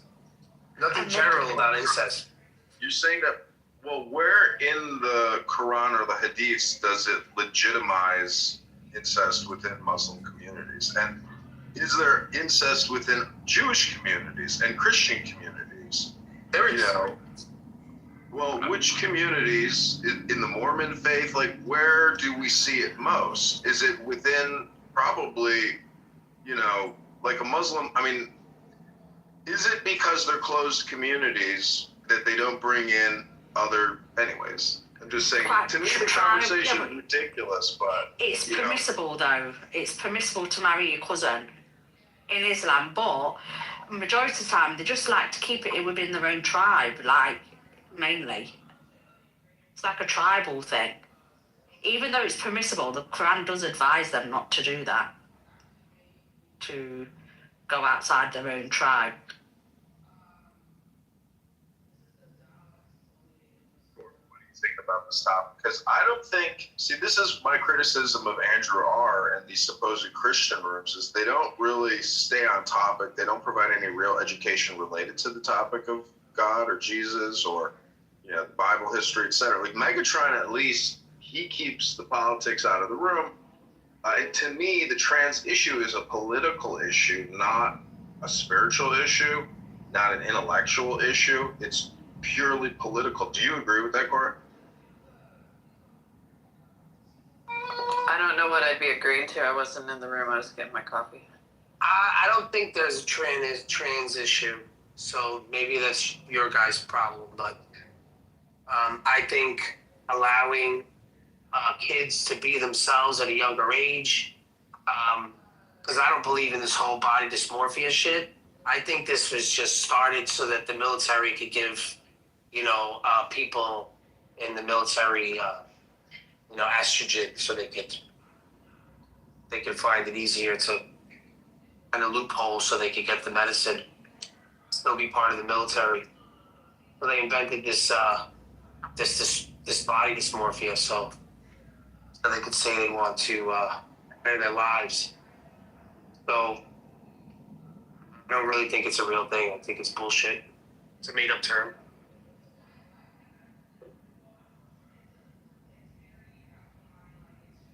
So what would be like the top 10 list of made-up terms? I mean, CRT, BLM, LGBTQ, DEI, trans. I mean, to me, these are all words used in political, you know, framing and discourse. So, you know, if you, like I've told John Lee on his show, you know, why don't you just read the Bible? I know you're walking around and roaming, but, you know, to me, you are a subject matter expert on Islam, you know, just like how other people are subject matter experts on other topics. Like Cora here seems to have subject matter expertise with regards to trans and to incest and, you know, to abuse and to rape and abortion. So Cora is, you know, all or nothing on certain topics. But Megatron, do you think... I worked in a women's center when I was in college, so yeah. Well, I asked you earlier, Cora, a question, you know, and you basically said, you know, incest, rape, and abuse. You know, those are the three things in society that... Pedophilia. And pedophilia, yeah, like... Anyways, what was my question? What was the original question I asked you? What in society are you opposed to? You know? Yeah, I think it was something like that. Yeah. So what in society are you not opposed to? Like, what in society today do you just relish in and love? I don't know. Like I said, things to me are situational. Sure, that's the same for everybody, right? Yeah, but I recognize that it's situational. Most people don't. You really think that most people, whether they accept it or not, can't, you know, exhibit and I think know when that they're talking about their morality, they don't acknowledge that it's situational. They talk in absolute. Didn't you just give us absolutes? Like 3 examples of absolutes? I mean, they're pretty absolute. Incest, Four. pedophilia, and abuse. Mm-hmm. Those are absolutes. And do you think there should be federal laws on those 4 absolutes? Well, they are, let me put it this way, they are situationally almost universally inappropriate. Therefore, that you could treat them like absolutes. You could treat them like absolutes, and they're situationally extreme. And so therefore, there should be standards of legislation with regards to laws. Yeah, I'm fine with that, but I'm not going to talk about like a lot of the stuff that people try to legislate is situationally ambiguous 99% of the time. So What does this have to do with incest? That was on the situational. incest conversation. Where does this go with incest here? What was that, Megatron? Where does this? I was talking about incest. What happened? Well, we're getting back to the law, which, I think ultimately all these debate bro rooms, technically, if you can't get back to the law, like, it's just so imaginative and such a huge waste of time. So I'm trying to, because, I don't get to talk to Cora that often. She's so opinionated. 600 years. He's fucking 600 fucking thousand years without a legal system, and we managed. We didn't have a legal system for 600,000 years? We didn't have a legal system until pretty much you had tribes, or I would say even until you had agricultural civilization. I take my boots. Well, there's natural law even in tribal functions. If somebody commits a crime within a tribe. Fallacy. Yeah. That's a shoehorn fallacy, John. It's not an actual legal system, right? I know, but there's still a herd. It's situational analysis by people that are respected, as wise people. But it's not a codified legal system. That's why it's a shoehorn fallacy, is we're trying to fit. Natural law comes from Enlightenment era philosophers trying to shoehorn or understand how humans existed before, their idea of what the ideal society was, and they totally interpret it through their own trope. Cora, you don't know history well enough, because I've read many Roman history books, and this all predates, That's post-agricultural. I said 600 bucks. I know, but then you jump to the Enlightenment being the basis of our law. But what I'm trying to tell you, Cora, is naturally within a herd, there is a law, and that law is strength. And at this very moment, Cora, you are giving up your strength. And, so energy preservation is a very important topic. I was just going to call you, and I'm like, this fucking guy's got his phone over here. I'm supposed to call him. Give him a heads up. Sometimes I like to tell people to take the deepest breath of the day. Where'd Daniel go? 10 seconds. You can't leave without me, fucking. You can't leave without you. Did you make blueberry pancakes this morning, Bert? I just closed that because I hate when it's open, because people are constantly looking at it. Cora, do you think you're part of the tribe? Just get started. Cora, do you think you're part of a tribe? What's that? Not me in particular, but I do think people have tribal attitudes you're not coming? towards things, particularly in it'll be nice. identity politics. So what is it about you that you wish people knew, but they failed? I gotta make you a key for that. I for don't that have lock. an intrinsic identity, so Those are new locks. To me seems like just an absurd question. What is an intrinsic identity? Something that's immutable, unchangeable. So can you give me an example? Present from, Do what? the initial present from the initial I don't know. event of my consciousness, Yeah. I don't know how I wanted to finish what I was doing. He says, "Go get the fucking on." So all right. So, with regards to I don't know where he consciousness was. and situation, I never know where he goes. do you think you could force yourself into a different situation if you wanted to? I mean, primarily for money, you would. Nope. Not to saying that you're greedy. What are you talking, sex work or something? What? What are you talking about? No, basically trying to psyop yourself. If you could brainwash yourself for money. Yeah, I did that as a child all the time. For survival, I convinced myself that I was a good Christian because I had to survive. I behaved in that manner. I took on that role and identity. Right. I wholly embodied it in order to prevent being, abused and maligned by my parents. So. But how did you do that, though? It's called masking. I'm autistic. I do it almost reflexively. I'm an autistic female. But do you think so? You violated your own free will to do that, is what you're saying? Well, the first tenet of my free will is like survival, right? The second is reducing suffering. So, you know, if I do things that are unpleasant in order to reduce suffering, is that really against my free will? No. Well, what I'm saying is you view that masking as being unnatural.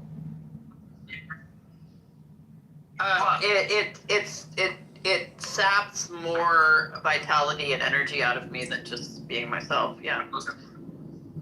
So, but you did it in order to placate, so you wouldn't have to suffer abuse. Exactly. So, would you call that intelligence?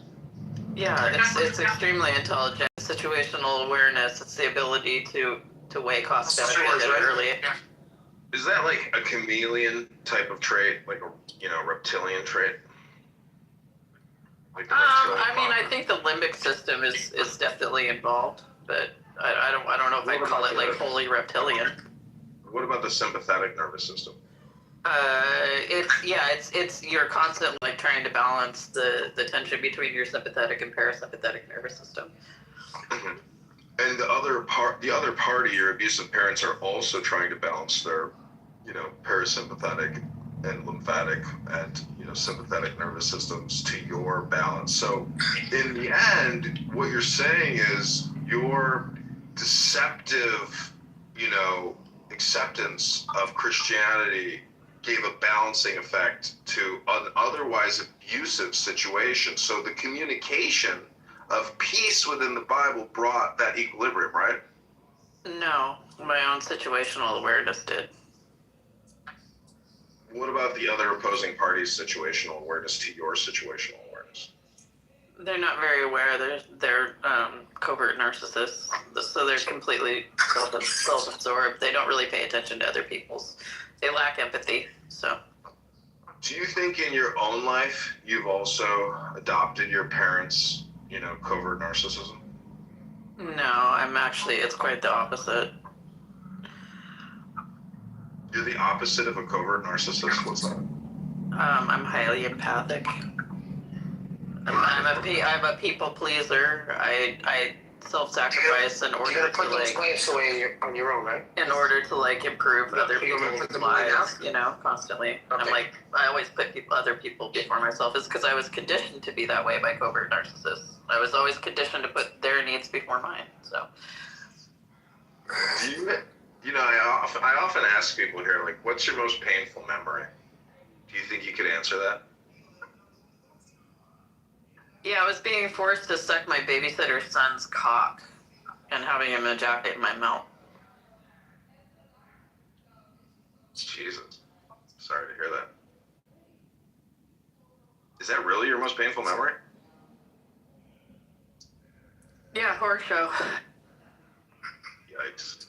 But I've had a lot of EMDR, and so I can talk about it really matter-of-factly without getting triggered. Horace, spit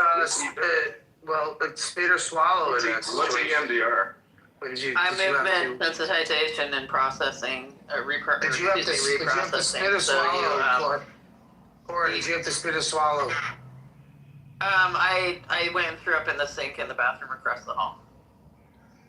Wow. Okay.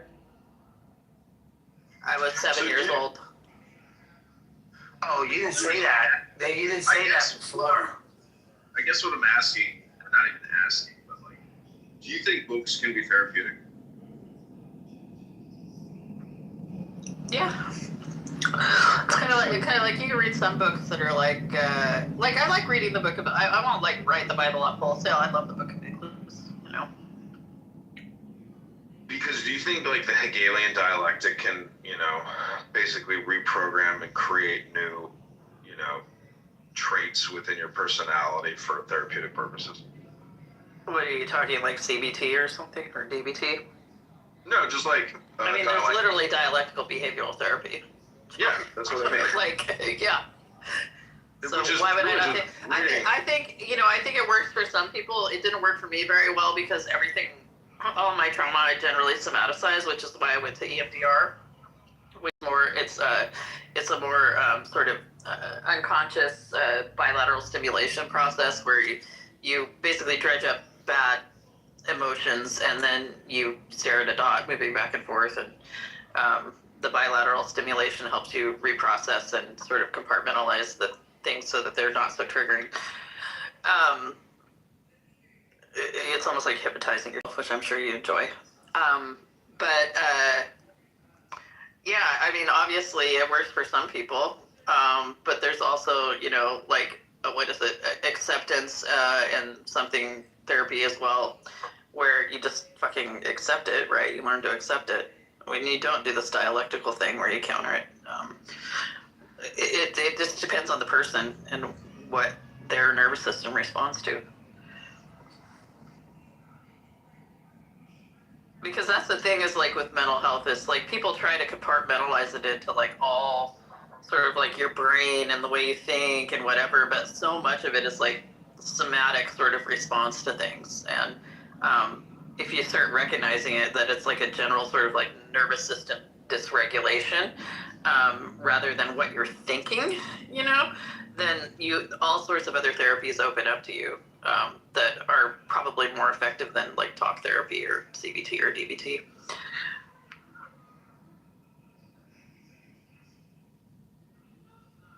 What about TM, like transcendental meditation, just mantra recitation? I think that works for some people. I mean, I don't know. It depends. Again, I think it's a method of like regulating. So yeah, it could probably work.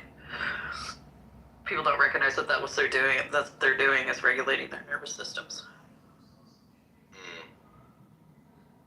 Well, sorry to hear about the abuse you suffered. What kinks have you developed since the abuse? I don't really have any kinks.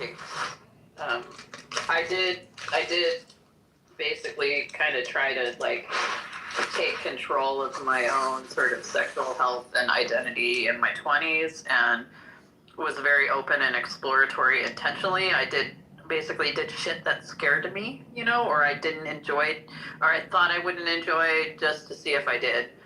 And nothing really stuck, I'm just generally an open-minded person, and if it feels good, I do it. You know a lot about like witchcraft and the occult. Like, what in esoteric philosophy or science has been, most surprising or pleasing to you?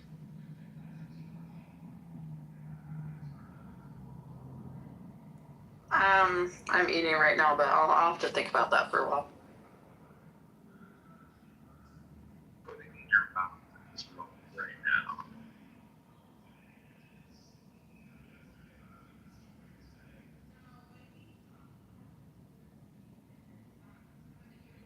So in the military, when they speak about getting assaulted, other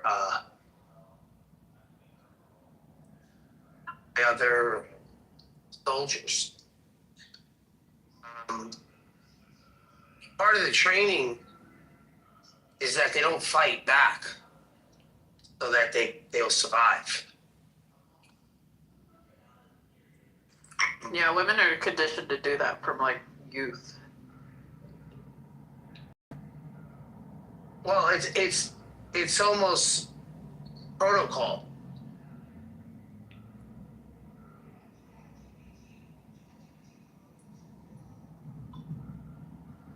Yeah, so if we're teaching physically fit, conditioned men that same strategy, imagine what we're teaching women who just lack, like, through sexual dimorphism, lack the upper body strength to fight back, period. Regardless of how fit they are, in comparison to probably 80% of the male population.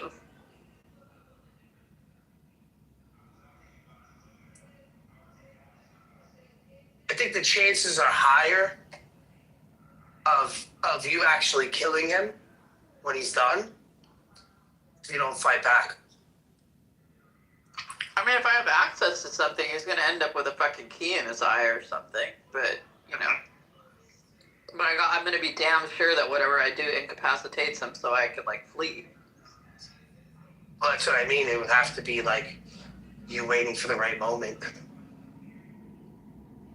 Exactly. Because you only have one chance. Yeah, women, if they do fight back, it has to be like extreme and violent, because you have to absolutely incapacitate the man. If you just wound them in a way that they're still functional, that just escalates the amount of harm that's going to come to you. Yeah.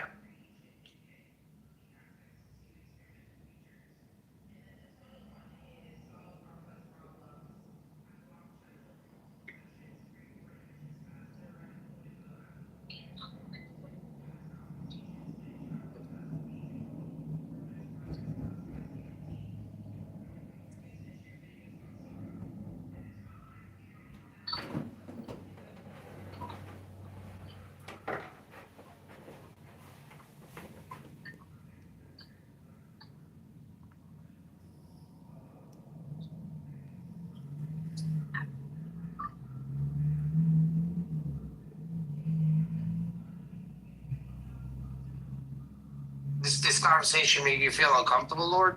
Who's this guy in the audience? What's up, Tim? Hey, what's up, Greg? What are you doing, Tim? Just out taking dogs for a walk.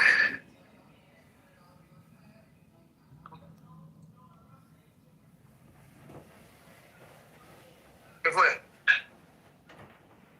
¿Qué? ¿Qué? ¿Del carro?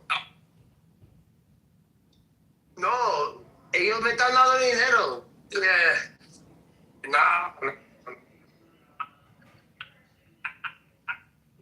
No estoy usando cash.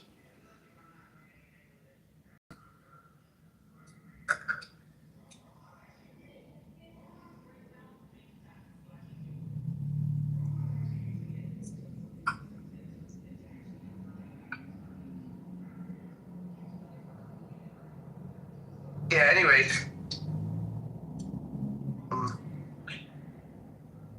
Well, yeah, exactly. Who's buying the dip on Bitcoin? I don't know. I was thinking about it. You're gonna have the money to buy the dip. Dip, baby, dip. Yeah, I dropped a chunk of my tax return into it.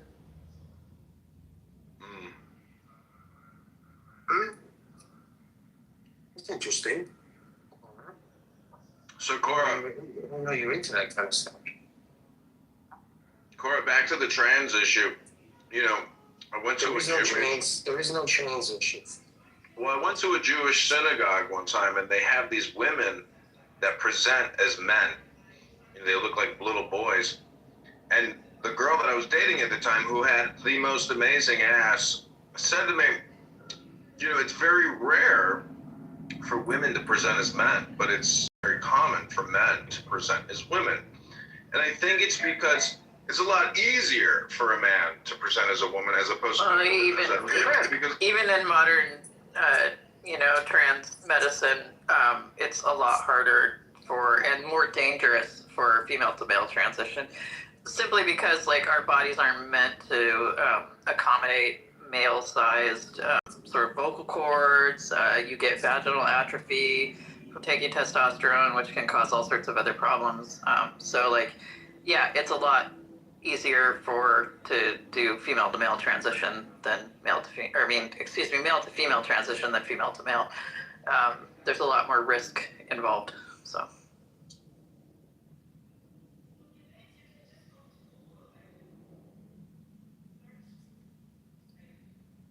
It's interesting. Tim, I'm going to ask you a difficult question. Okay, go ahead. Since you're an atheist, I think it wouldn't be that difficult. Yeah.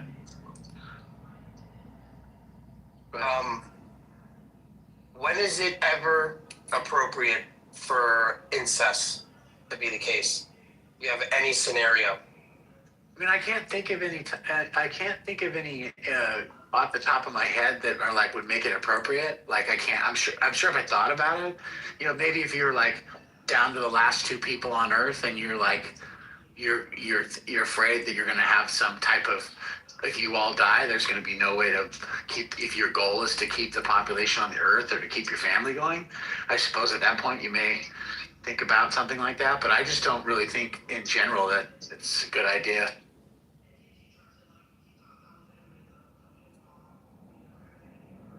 Yeah, I would point to the same situation.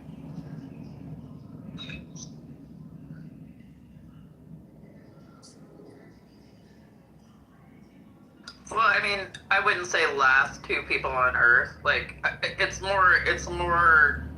I mean, if you're the last 2 people on Earth, if human race is doomed anyway, you've got founders effects problems. There's no way that 2 people could populate the Earth. Yeah. But off the top of my head, thinking about it. Yeah, like a small population, you're going to end up with, you can't, like, statistically, there's no way to avoid, you'll end up with some sort of founders effect. There's, at some point you'll get back to a certain level of genetic diversity. But, like, I'm thinking more of, like, if you watch some sci-fi where they have, like, a limited number of people on a intergalactic ship or something, interstellar ship where they're, like, trying to organize, like, biologically who gets to, like, breed with who and marry who, and so in order to minimize, but it's, like, almost impossible to. Yeah, but then at that point it seems like you're just like, it's because you have different goals at that point, right? The goal is like, we're trying to stop extinction, so we're compromising the idea of like a short-term temporary problem. Yeah, trying to persist breed the ourselves out of that. population long enough to get to a colonizing planet. Yeah. It just seems to me like from like a normative stance, like it's not a good idea to have incestuous relationships because there's power dynamics, there's all sorts of things. Yeah, that's what I was saying. Play with that. From the social conditioning, I don't think it's possible to engage in it, no matter how much you feel like it's fine, without some level of trauma. Yeah, there's been a lot of criticism lately of the. I don't know if you would call that. If you're marrying your cousin, is that incestuous? Like in the same way that like there's a father knocking up their daughter. You're like, I don't know. Like as far as level of risk, I think the differential is something like 0.0125 chance of like repeating, negative genetic factors, but it's like when you get to like something when you point to like Charles V, right? The famous Habsburg king who was like more inbred through cousin and niece uncle marriages than brother sister. He was like at a 0.254 when like brother sister. But doesn't it compound if you continue? Doesn't it compound like? Yeah, that's what it had. Go cousin. Yeah. Yeah, it compounded to the point that it was worse than a brother and sister. Yeah. Yeah, that's what they're saying within the Muslim population, that like the top 5 lowest like IQ populations are heavily correlated with that with Muslim population because they have a lot of cousin marriage. There's a family in Turkey, and I don't know if this has anything to do with cousin marriage. I should look into it. Where like the children have actually reverted to quadrupedalism. Like they're not bipedal. Yeah, wild. Well, there's also the rat people, Muslims that look like rats. I think they may be Somali and maybe Pakistani, but there's like an even subset of smaller ones that they like literally inbreed themselves, and their faces look like rat faces. You can look it up. But the problem is too, it drives their IQ down, right? And then it drives them to the point where they're hovering about 85, 86, 87 IQ. It's the same as the Whitakers in Kentucky. They were just too dumb to quit the incest, right? Like it's. But wait a second. There's a way to systematically get out of any of this if there was one main family left, and let's just say this family was of all ages, and it was first cousins and brothers and sisters, and then cousins, and then second cousins. You run a lot of genetic risk. I mean, you might be able to endure, but there'd be a lot of like problematic sort of like even Well, just no, small I- things like for a long time. No, think about this. For a Think long about- time, let the me give people the on argument. Catalina Island, right? The people on Catalina Island were more isolated. They actually had a founder's effect, sort of. It was very benign, but they had an inverse secondary incisor and canine tooth, right? Okay. So you could tell if someone was from fucking Catalina if they had that tooth thing going on. And that was all founder's effect. It was just because of the small population on Catalina Island and like a couple generations of like inbreeding, like. But you know, it would if you had like an ultimate like sort of super genetically, hyper genetically diverse family with like low, absolutely low sort of genetic diseases, right? You still run some level of risk. Like it's, you know, it's gonna happen. All right, there's a systematic way though that you could risk less. You have less risk. Yeah, you'd have to genetically test everybody. Can you fucking let me finish a sentence? Go ahead, Cora. No, Cora. Go ahead. Go. It was the spaceship scenario I was talking about. You'd have to genetically test everybody. Okay. So I think there's a way to do it if everyone is a child with every other person. And obviously this would have to be systematically. So if you and I had a child, then you would have to have a child with Tim, and I would have a child with Tim's wife, and then so on and so forth. So that eventually the gene pool will be mixed, not completely fixed on a specific gene, whether if we tested it or not. Well, that's in situations like this, we're probably not going to have the means to test a DNA. Okay, Cora? That's not all a single family, though. I'll be back in a bit. But Yeah. by 10. Hey Megatron, what am I watching? Oh my God, it's so good. Okay, I'll It's stick called- with it. Yeah. What was the name of it again? What did it Blink call? Twice. Blink Twice. They're all in a commune kind of setting, getting high. Oh, it's got to get in there. It's getting there. No. It's cool. Blink but Twice. Yeah, it's a great movie. All right, I'm watching it. But Yeah, keep watching it. You haven't gotten to the good part yet. Wait till you Okay. get to the juicy part. waiting for the juice. Hang on, I gotta go take a shower and take care of my scars and stuff. So I might see you later. Nice to Mark. see you, Cora, Cora. before you go, can I read to you one page from this new book I bought? What is the book? It's called Oh, that reminds me. Mysteries. Can I pay you to read my book on Clubhouse? Yeah, I will for you, for sure. I'll let you read it to Joanna because it'll probably land better with her. But I really Yeah, you left gotta go. Renee smoking. Yeah, I've been chilling with Yeah, Mark. well, too, right. so bye everyone.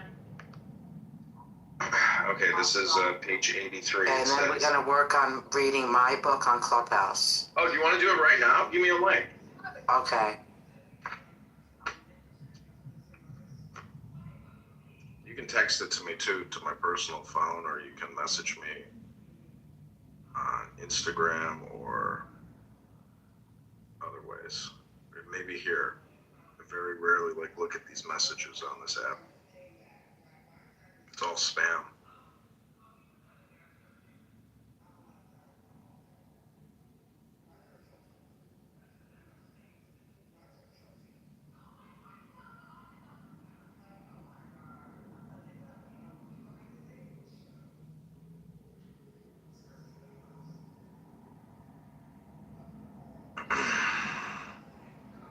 So if you click the YouTube link above, you'll see a YouTube live stream of a Clubhouse room going on right now.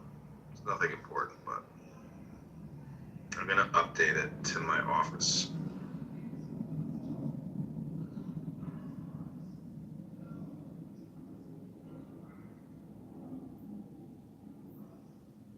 Crazy, I can't update it. All right, well, let me read this page unless you have a link available, Anna.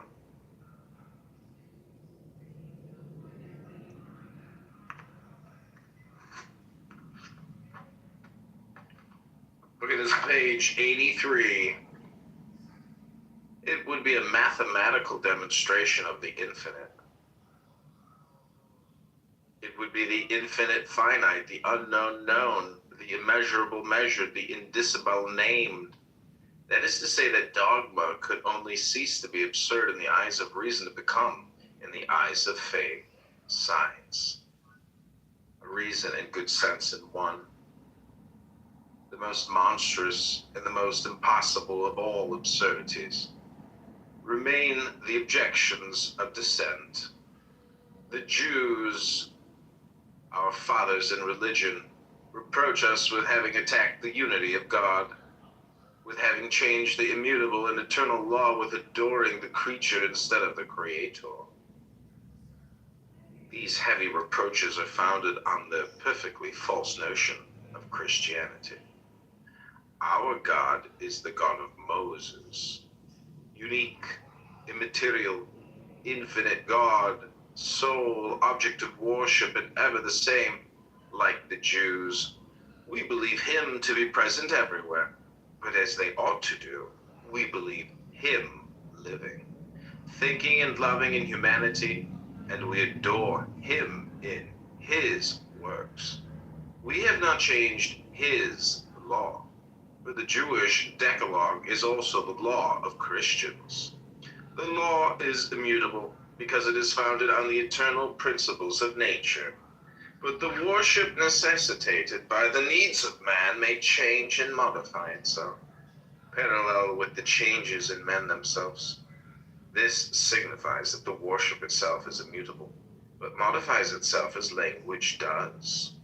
Worship is a form of instruction. It is a language. One must translate it when nations no longer understand it.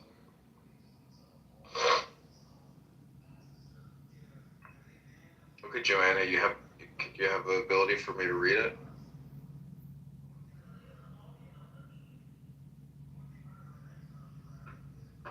Hello?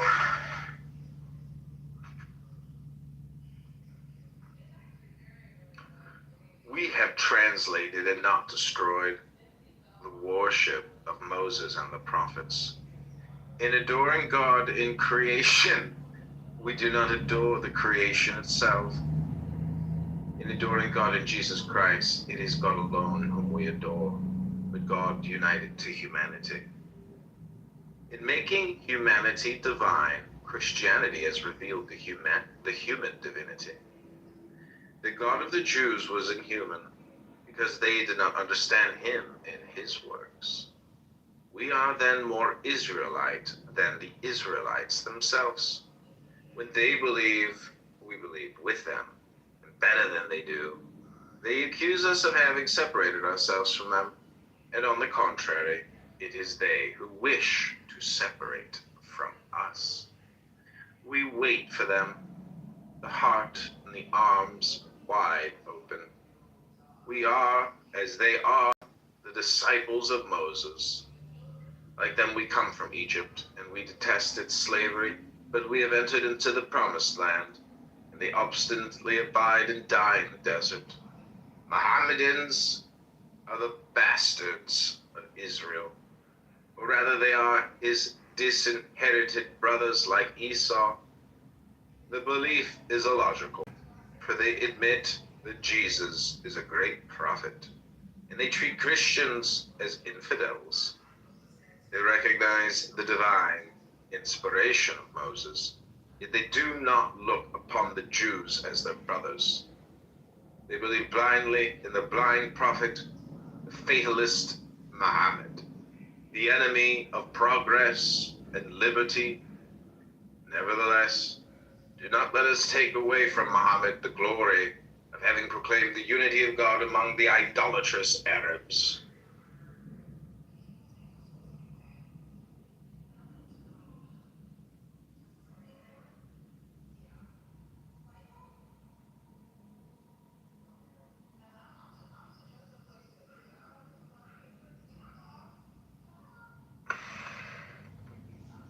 There are pure and sublime pages in the Quran. In reading those pages, one may say, with the children of Ishmael, there is no other God but God, and Muhammad is his prophet. There are 3 thrones in heaven for the 3 prophets of the nations, but at the end of time, Muhammad will be replaced by Elias. The Muslims do not reproach the Christians, they insult them. They call them infidels and giaws. That is to say, dogs. We have nothing to reply to them. One must not refute the Turks and the Arabs. One must instruct and civilize them. Remain dissident Christians, that is to say, those who, having broken the bond of unity, declare themselves strangers to the charity of the Church. Greek Orthodoxy, that twin of the Roman Church, which has not grown greater since its separation, which counts no longer in religion, which since Photius has not inspired a single eloquence, is a church become entirely temporal, whose priesthood is no more than a function, regulated by the imperial policy of the Tsar of all, the Russias. Curious mummy of the primitive church, still colored and gilded with all its legends and all its rites, which its popes no longer understand, the shadow of a living church, but one which insisted on stopping when that church moved on, and which is now no more than its bloated out and heedless silhouette. Then the Protestants, those eternal regulators of anarchy, who have broken down dogma, and are trying always to fill the void with reasonings like the sieve of the Danaids, these weavers of religious fantasy, all of whose innovations are negative, who have formulated their own use, an unknown calling itself better known, mysteries better explained, a more defined infinite, a more restrained immensity, a more doubting faith, those who have quintessentialized the absurd, divided charity, and taken acts of anarchy for the principles of an entirely possible hierarchy, those men who wish to realize salvation by faith alone, because charity escapes them, and who can no longer realize it, even upon the earth, where the pretended sacraments are no longer anything but allegorical memories. They no longer give grace. They no longer make God seen and touched. They are no longer, in a word, the signs of the almighty power of faith, but the compelled witnesses of the eternal impotence of doubt. Ooh, we got Buttercup here. She's come in for her interview. I knew I'd catch you, Buttercup. I caught your vanity. I'm reading a book by Eliphas Levi. It's called The Key of the Mysteries.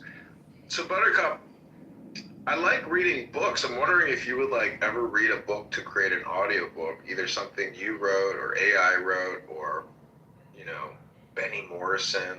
You love to always go back to to me, I wonder if you could answer this question, what is in these secret IDF files that, in your opinion, are so controversial? Because to me, they're just war chronicles of, people fighting. And you seem to think that they're secret, but, there's no secret when it comes to war. It's like a violent, bloody struggle of survival of people individually competing to kill each other, which is horrible. But, there's these immutable laws of countries and cliques or tribes. And, unfortunately, violence and war, yikes, Buttercup, what are we going to do? They seem to be consistent and status quo, so yikes, sucks, right? But a lot of things suck.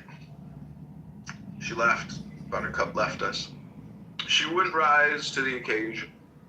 She is what we call a coward. Joanna, do you have it? Or shall I keep reading? It's in the chat. Okay, what's the name of it? The Art Appraiser. I think it's just a sample, so it's just the first.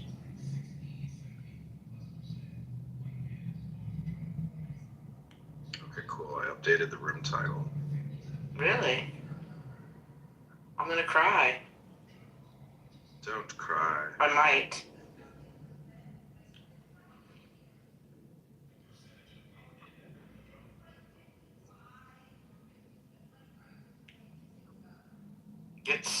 on Kindle.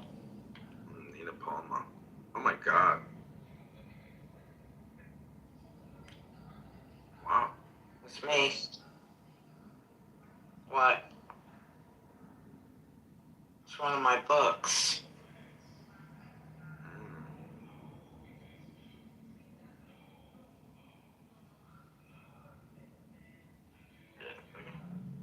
You don't have to read it. Okay, I'm gonna read chapter 2, Mrs. Levi. No, I like chapter 1 better. Okay, you want chapter 1? Your choice. Yeah. Okay, this is Iris Pace. Yes. Nina Palma, the art appraiser. Iris woke up early to get to the train on time. Do you have a way to record this actually? No. Do you have another cell phone that you can like hit record? Yes. I can do that. Okay, let me know when you're ready. Because I want you to take this recording and upload it to Audible. Just that one page? Yeah, it'll be the sample so people can like preview it. Okay, hold on.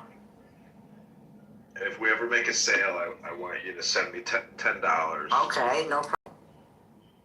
10, not 11, 10, not 9. Rabbona Shalom.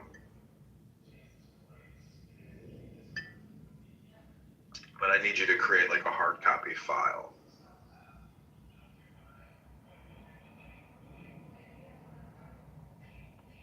And we just got the bull rush, so that means the spirit is with us. Okay, I have another phone. I have another iPhone. Let me go to voice recordings. If I see the icon. You can also upload this to Spotify, the Spotify Creators app. I don't know if this phone has it. I don't see the voice record on here. Let me go down.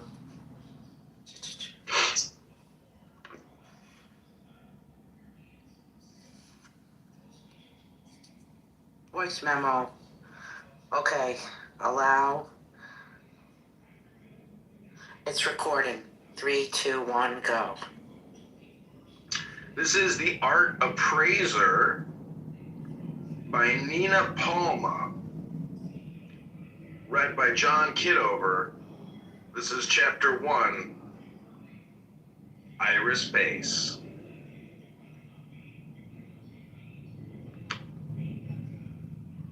Iris woke up early to get to the train on time. The job interview was something she'd only dreamed of while at university. She was determined not to be late. Iris tried to keep up with the latest fashion. Today she wore a blue dress with buttons down the front, fitted jacket over it, and her beige bowler hat. She slipped into her new shoes, and looking in the mirror, she felt suitably dressed for the occasion. Iris stepped onto the streets of Berlin, where she always felt a great sense of pride. Berlin was steeped in culture. People came from all over Europe to see performances in the theater, to explore the nightlife and cabarets. Iris got on the train and took the empty seat next to the door. She was not sure what she would be asked on the interview, nor did she know what the position actually required. She adjusted her hat, trying to pass the time.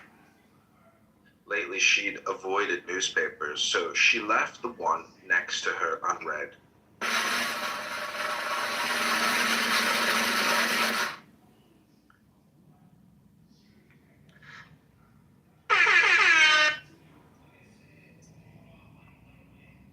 I can't use it now for Audible.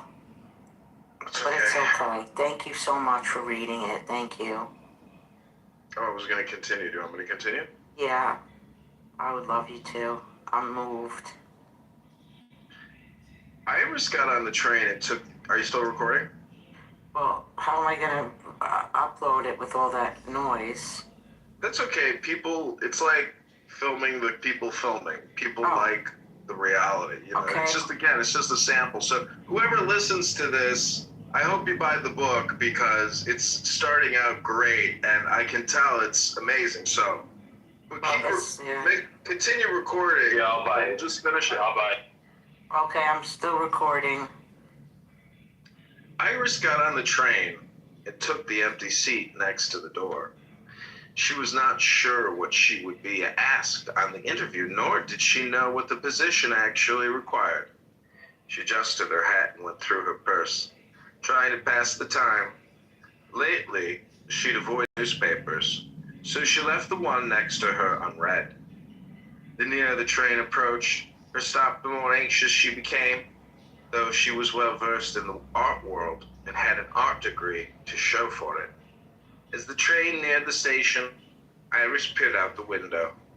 A few people were stranded on the platform, but one man in particular caught her eye. He wore a gray suit and shiny black shoes. He stood with an air about him, as if he hadn't a care in the world.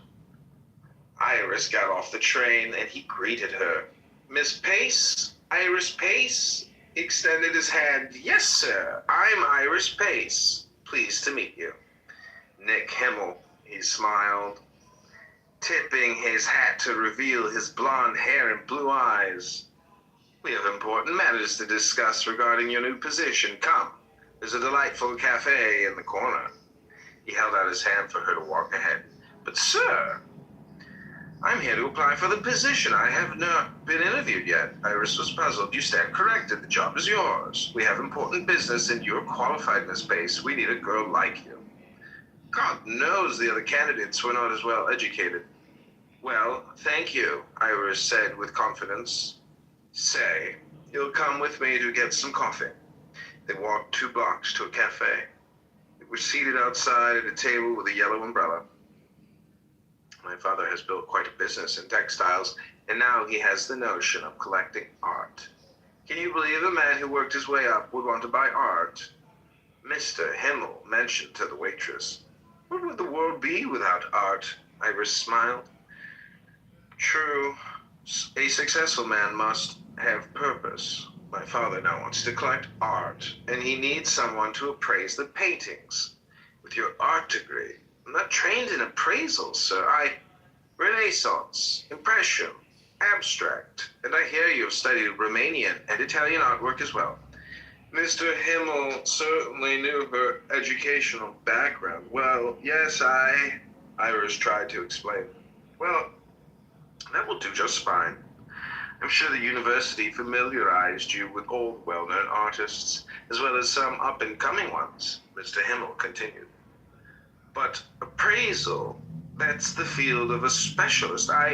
Just then the waitress put down 2 cups of coffee in front of them. "Of course, you'll be traveling around to locate certain pieces of interest, and well, whatever you come across that you are fond of." He took a small sip from his cup. "Of course," Iris managed to say.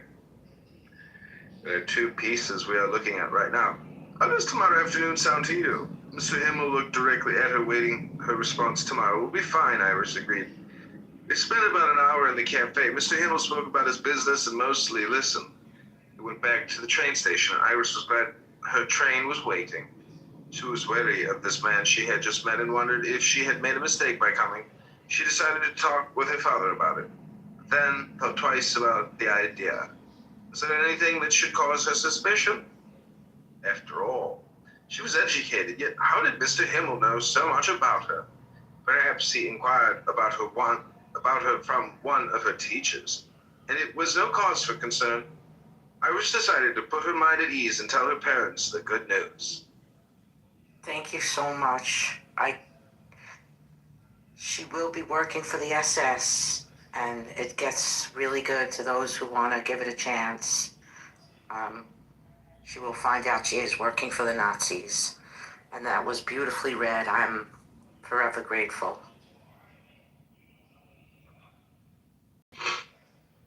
Okay, that's by Nina Palma, The Art Appraiser, Chapter 1, Iris Pace. So I'm also putting this in a clubhouse room, so I'll send you a little link to that as well. Okay. I'm honored that you read that. I know it sounds a little funny, but it gets better.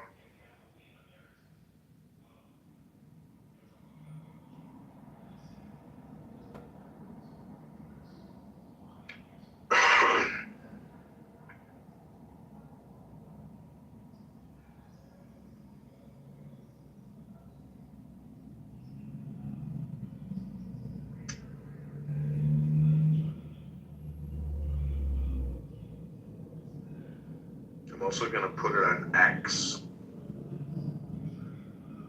Wow.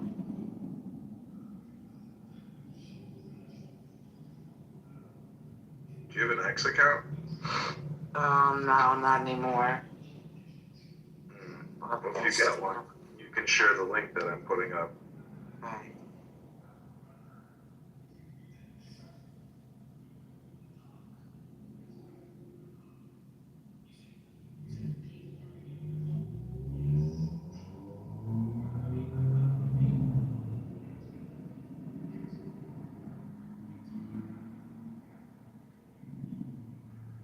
Because you can create a room here on Clown House and then post that room to X and use hashtags and stuff.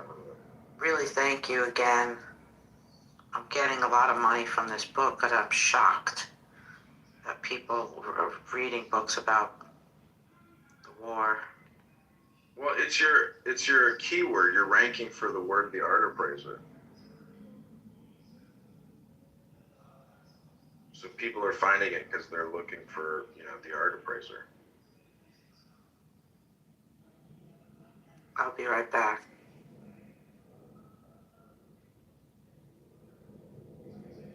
This has been The Art Appraiser by Nina Palma. We just read chapter 1, Iris Pace, a young girl who is going to a job interview, takes the train and gets offered the position on the spot.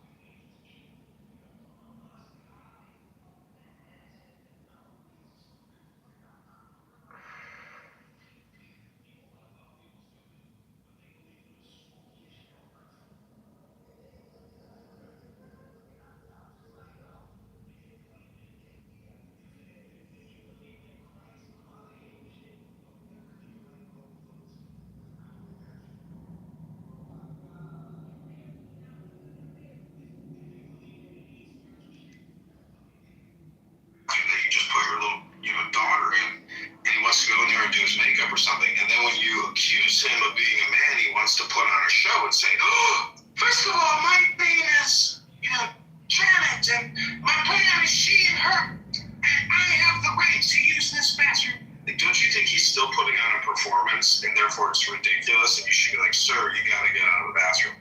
You can't be in this bathroom, sir." Depends on the person.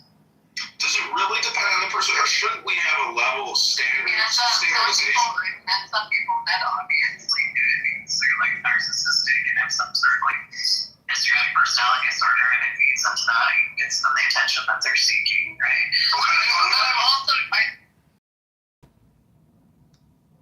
This has been The Art Appraiser by Nina Palma.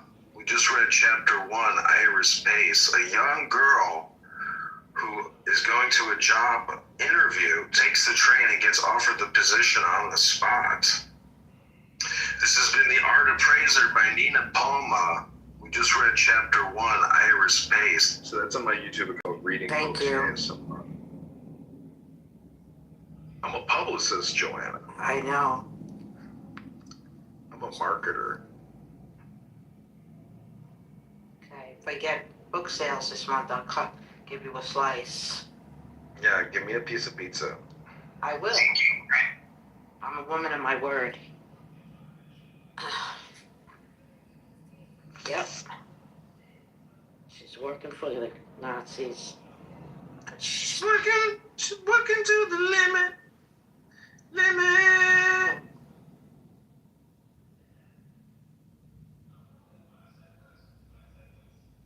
Okay, I'm gonna change the room title.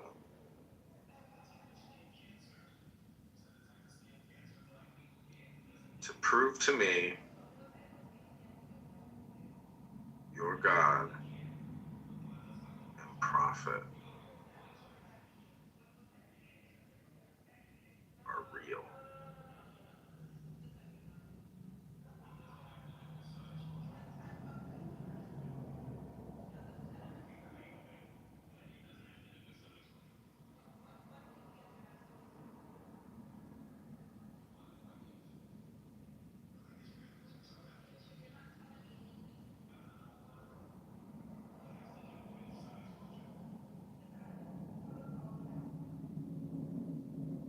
Okay, invite people to the room. I've updated the title and the link. Joanna, check out my YouTube channel. Subscribe to it. I'm wearing a new country western hat that I got on eBay. It's a giant white cowboy hat. It is a Scala western style hat. It's pretty dope. It's extra large. It's like painted or something. They put a glaze on it or something to make it hard. I know you love, what's big and hard. Dum-bum.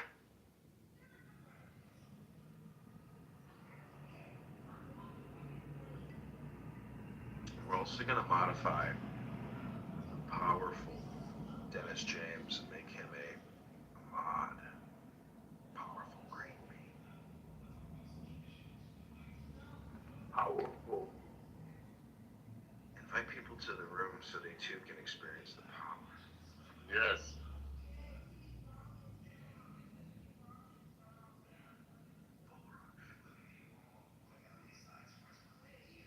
Hello, Nuha. Dilan Barakhan şode. Allahu Akbar. Bismillah. Ar-Rahman Ar-Rahim. Alhamdulillah.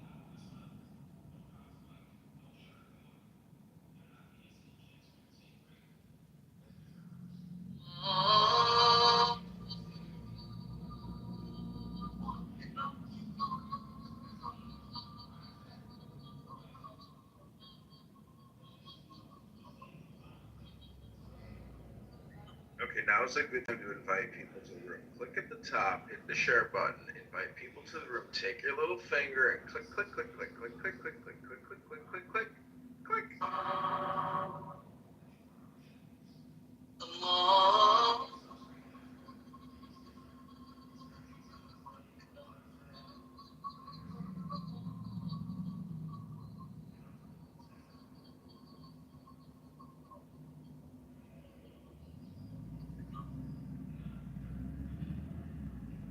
أشهد أن لا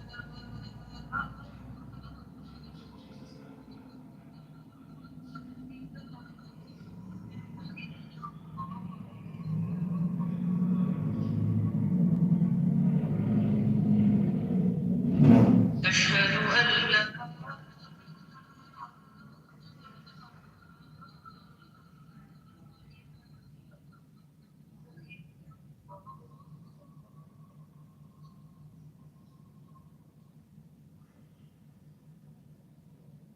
أشهد أن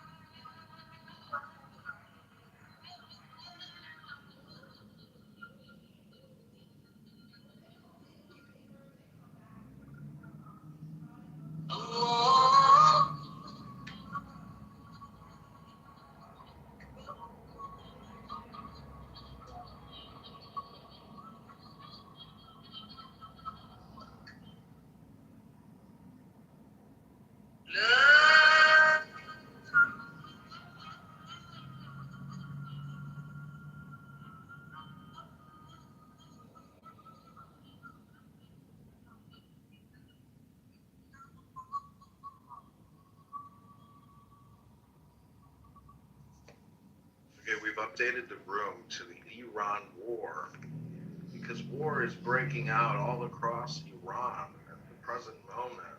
A massive news break. The war with Iran has begun. And if nobody jump in, that tells you everything about this country. It tells you everything about how these motherfuckers really move. So is this a partisan issue where like Democrats are saying, oh, the Republicans are responsible? Democrats and Republicans, yeah, it became a partisan thing. Okay, got you. Yeah, they both involved. Actually, a lot of it was regarding kids. I forgot which country it is. I was reading an article like a year ago where they made child pornography legal. Like you could legally have it and not get arrested. Then that thing that's going on in Florida where they went the age of I forget what it is. Listen, man, take this room title out your mouth because the Epstein files are not more important than Black History Month. Jesse Jackson just died for praise the Lord. Put Jesse Jackson in the Capitol building.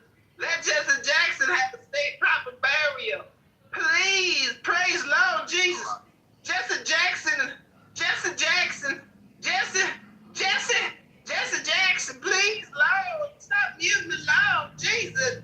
Jesse Jackson died for your sins. Jesse Jackson died for your sins. Bury Jesse Jackson with some honor. Yeah, that's wrong. But you know what blew me that I really had to educate myself on? The adrenochrome. Adrenochrome? It wasn't just about the molestation. It wasn't about raping. It wasn't just about murdering. Whatever is released into our blood when our adrenaline is flowing, the wealthy white people thinks that keeps them youth. They inject that into themselves. They put it on their skin, all these different things. So all the videos that you see with them kids screaming and they're putting like tubs under them, they were like breeding babies with no birth certificates, because when you have kids with no birth certificates, obviously it's easy to get rid of, but they are breeding babies and just having them and raising them to be whatever ages and then like torturing them so that the adrenaline would enter their blood. Please just look the shit up. It's called adrenochrome. Hello?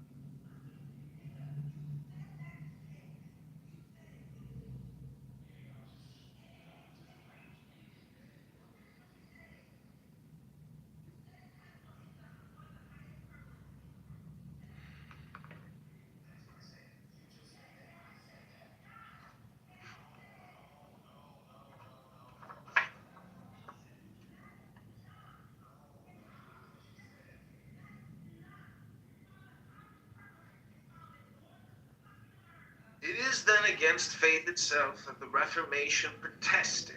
Protestants are right only in their protest against the inconsiderate and persecuting zeal which wished to force consciences.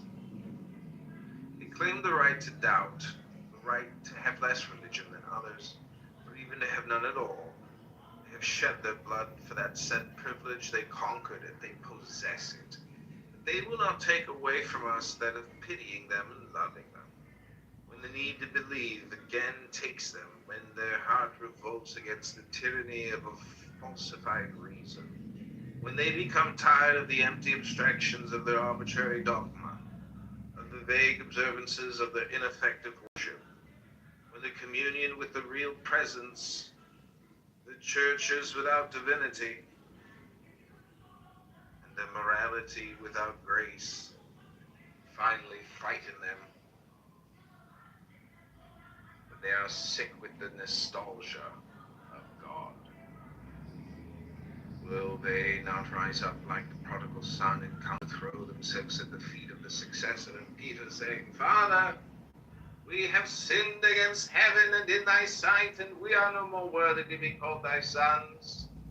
count us among the humblest of thy servants. We will not speak of the criticism of Voltaire. Their great mind was dominated by an ardent love of truth and justice, but he lacked the rectitude of heart which the intelligence of faith gives. Voltaire could not admit faith, because he did not know how to love. The spirit of charity did not reveal itself to that soul which had no tenderness, and he bitterly criticized the hearth of which he did not feel that the warmth, the lamp of which he did not see the light.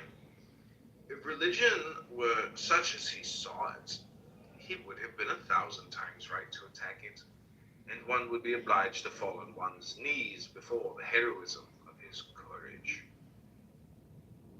Voltaire would be the messiah of good sense, the Hercules destructor of fanaticism.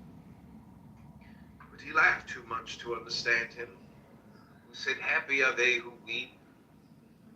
And the philosophy of laughter will never have anything in common with the religion of tears. Voltaire parodied the Bible, dogma, and worship, and then he mocked and insulted that parody. Only those who recognize religion in Voltaire's parody, can take offense at it. The Voltairians are like the frogs in the fable who leap upon the log and then make fun of royal majesty. They are at liberty to take the log for a king. They are at liberty to make once more that Roman caricature of which Tertullian once made mirth, that which represented the God of the Christians under the figure of a man with an ass's head. Christians will shrug their shoulders when they see this knavery. Pray God for poor ignorants who imagine that they insult them. And the Count Joseph de Maistre, after having in one of his most eloquent paradoxes represented the hangman as a sacred being, and permanent incarnation of divine justice upon earth, suggested that one should raise to the old man of Ferney, a statue executed by the hangman. There is depth in this thought. Voltaire, in effect, also was in the world of being at the same time providential and fatal, endowed with insensibility for the accomplishment of his terrible functions. He was, in the domain of intelligence, a hangman, an exterminator armed with the justice of God himself. God sent Voltaire. Between the century of Bossuet and that of Napoleon, in order to destroy everything that separates those two geniuses and to unite them in one alone, he was the Samson of the spirit, always ready to shake the columns of the temple. But in order to make him turn in spite of himself the mill of religious progress, Providence made him blind of heart.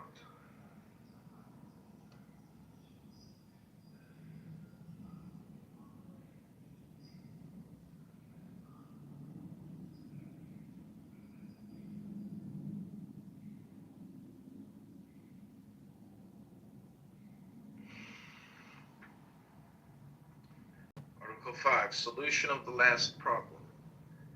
To separate religion from superstition and fanaticism. Superstition, from the Latin word superstes, surviving, is the sign which survives the idea which it represents. It is the form preferred to the thing.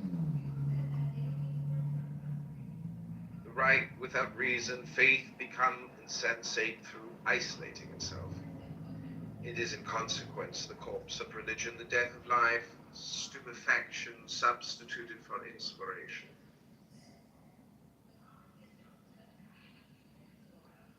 Fanaticism is superstition, be compassionate. Its name comes from the word fanum, which signifies temple. It is the temple put in the place of God. It is the human and temporal interest of the priest substituted for the honor of priesthood. The wretched passion of the man exploiting the faith of the believer. In the fable of the ass loaded with relics, La Fontaine tells us that the animal thought that he was being adored. He did not tell us that certain people indeed thought that they were adoring the animal. These people were the superstitious. If anyone had laughed at their stupidity, he would very likely have been assassinated. For from superstition to fanaticism is only one step. Superstition is religion interpreted by stupidity. Fanaticism is religion serving as a pretext to fury. Those who intentionally and maliciously confound religion itself with superstition and fanaticism borrow from stupidity its blind prejudices, and would borrow perhaps in the same way from fanaticism its injustices and angers. Inquisitors or Septembrisors, what matter names? The religion of Jesus Christ condemns, and has always condemned, assassins.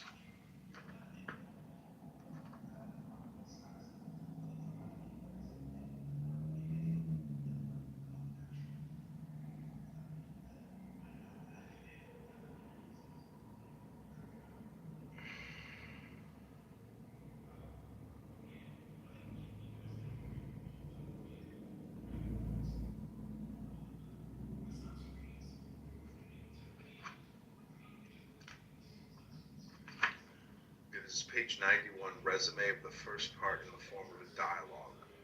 Faith, science, reason. Science. You will never make me believe in the existence of God. Faith. You have not the privilege of believing, but you will never prove to me that God does not exist. Science. In order to prove it to you, I must first know what God is. Faith. You will never know it. If you knew it, you could teach it to me. And when I knew it, I should no longer believe it. Science. Do you then believe without knowing what you believe? Faith. Oh, do not let us play with words. It is you who do not know what I believe. And I believe it precisely because you do not know it. Do you pretend to be infinite? Are you not stopped at every step by mystery? Mystery is for you an infinite ignorance, which would reduce to nothing your finite knowledge, if I did not illuminate with my burning aspirations. And if, when you say, I no longer know, I did not cry. As for me, I begin to believe. Science. But your aspirations and their object are not and cannot be for me anything but hypotheses. Faith. Doubtless, but they are certainties for me, since without these hypotheses, I should be doubtful even about your certainties. Science. But if you begin where I stop, you begin always too rashly and too soon. My progress bears witness that I am ever advancing. Faith. What does your progress matter if I am always walking in front of you? Science. You? Walking? Dreamer of eternity. You have disdained earth too much. Your feet are benumbed. Faith. I make my children carry me. Science. They are blind, carrying the blind. Beware of precipices. Faith. No, my children are by no means blind. On the contrary, they enjoy twofold sight. They see by thine eyes what thou canst show them upon earth, and they contemplate by mine what I show them in heaven. Science. What does reason think of it? Reason. I think, my dear teachers, that you illustrate a touching fable, that of the blind man and the paralytic. Science reproaches faith with not knowing how to walk upon the earth. Faith says that science sees nothing of her aspirations and of eternity in the sky. Instead of quarreling, science and faith ought to unite. Let science carry faith, and let faith console science by teaching her to hope and to love. Science. It is a fine ideal, but utopian. Faith would tell me absurdities. I prefer to walk without her. Faith. What do you call absurdities? Science. I call absurdities propositions contrary to my demonstrations. As for example, that three make one. That a God has become man. That is to say that the infinite has made itself finite. That the eternal died, that God punished his innocent son for the sin of guilty men. Faith, say no more about it. As enunciated by you, these propositions are in fact absurdities. Do you know what is the number of God? You who do not know God, can you reason about the operations of the unknown? Can you understand the mysteries of charity?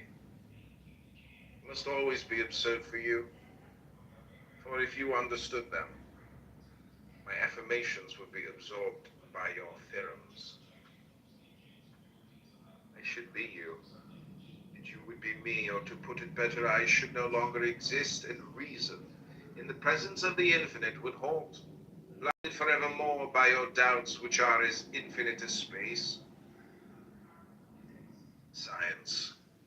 At least you should never usurp my authority, or give me the lie in my own domains. Faith. I have never done so, and I could never do so. Science. So? You have never believed, for example, that a virgin could become a mother without ceasing to be a virgin. In the physical, natural, positive order of things, in spite of all the laws of nature, you do not affirm that a piece of bread is not only a god, but a real human body with its bones and its veins, its organs, its blood, such, in short, that you make of your children who eat this bread a little race of cannibals. Faith. There is not a single Christian who would not be revolted by what you have just said. It sufficiently proves that they do not understand my teachings in this positive and gross sense. The supernatural which I affirm is above nature, consequently could never oppose itself to her. The words of faith are understood only by faith. Science has only to repeat them to pervert their proper sense. I employ these words because I have no others. But since you find my remarks absurd, you should conclude from that I give to the same words a meaning which escapes you. When the Savior revealed the dogma of the real presence, did he not say, the flesh profiteth nothing, but my words are spirit and life?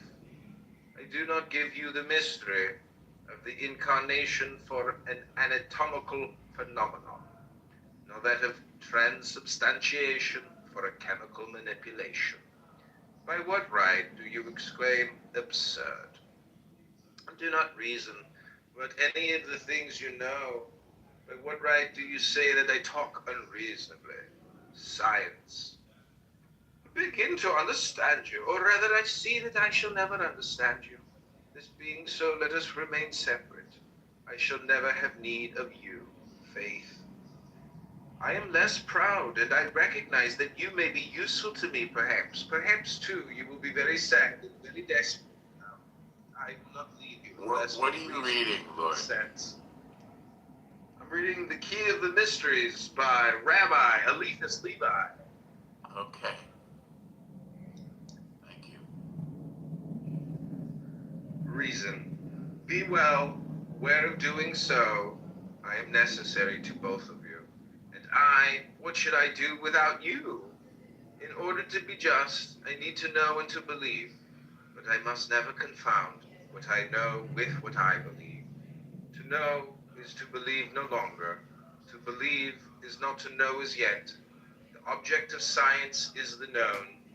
Faith does not occupy itself with that and leaves it all to science. The object of faith is the unknown. Science may seek it but not define it.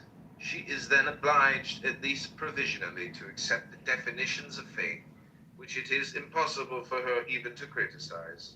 Only, if science renounces faith, she renounces hope and love, whose existence and necessity are as evident for science as for faith. Faith, as a psychological fact, pertains to the realm of science. Science, as the manifestation of the light of God within the human intelligence, pertains to the realm of faith. Science and faith must then admit each other, respect each other mutually, support each other, bear each other aid in case of need, but without ever encroaching the one upon the other. The means of uniting them is never to confound them, never can there be contradiction between them, for although they use the same words, they do not speak the same language. Faith. Oh, Daniel, what? well, sister science, what do you say about it? Science, I say that we are separated by a deplorable misunderstanding, and that henceforth we shall be able to walk together. Why are we talking about politics? Do you wish to attach me? Why are we talking Shall I about be politics? Jewish, Catholic, Mohammedan, or Protestant? We're done. Faith. Stopping point. You will remain science, and you will be universal. Science, that is to say That was a Catholic. good period right there. Stop. If I Oh my understand God, you stop. correctly, but what should I think of the different religions? Faith, but what should I think of the faith? Judge them by their works, seek true charity, and when you have found her, ask her to which religion she belongs. Science, it is certainly not that of the Inquisition, and of the authors of the massacre of Saint Bartholomew. Faith, it is to that of Saint John the Almoner, of Saint Francois de Sales, of Saint Vincent de Paul of Fenelon, and so many more. Wait, could you start over? I missed the first part. Could you start over, please? No, Norm. Stop it. Stop being a dick. Isn't it amazing we got to Saint Bartholomew and that of Saint John? I mean, it's amazing how we're named. Like, you know, there's a reason why I'm called John. And it's not just because of Christianity, because John in Greek means Hermes. And Bartholomew, aka Barth, aka, you know, Megatron. See, Transformers is the perfect metaphor. Bartholomew's name isn't Bartholomew. I know what his name is. Let me ask you a question, Cora. Besides talking all the time, do you know how to breathe? Yeah, I know how to breathe better than most people. I didn't know there was a competition. Is that I'm an a Olympic trained sport? singer. I would put my tongue up her nostrils. That's what I would do. I'm a trained breather.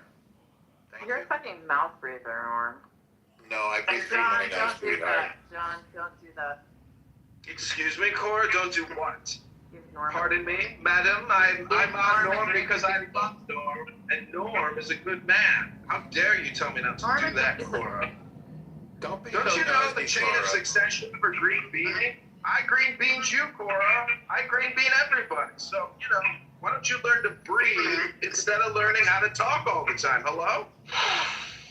Hello? Not a bad suggestion. The words of the wise. Spiritus. Breath. How do you say breath in Hebrew, El Normo? I don't remember. Ruach! Oh, yes. What does Ruach mean to you, Cora? Well, Ruach breathes the spirit of life into Adam. That's how I remember it. Yeah, it's the breath of Sophia. Sophia. Oh, beautiful girl, Greek girl named Sophia. Wow, what a beauty. I know a beautiful Jewish girl named Sophia. Also a beauty. What? In, you know, Turkey or whatever, in Istanbul, isn't it called the Mosque of Sophia? Doesn't it mean like the Rose Mosque? Are you Hagia Sophia? Hagia Sophia. I was there recently. Yeah, they took a It's originally a Constantine, Byzantine church. they took a Constantine or Constantinople era Orthodox church and turned it into a big mosque. It's right across from the Blue Mosque, which was also a church. They didn't destroy it though, which they sometimes do. They just hung banners over the pictures of saints and Jesus and Mary. Banners with Arabic lettering on them. Well, you talk to the Torah. Mark, check your DMs. Okay. What about Totem, Megatron?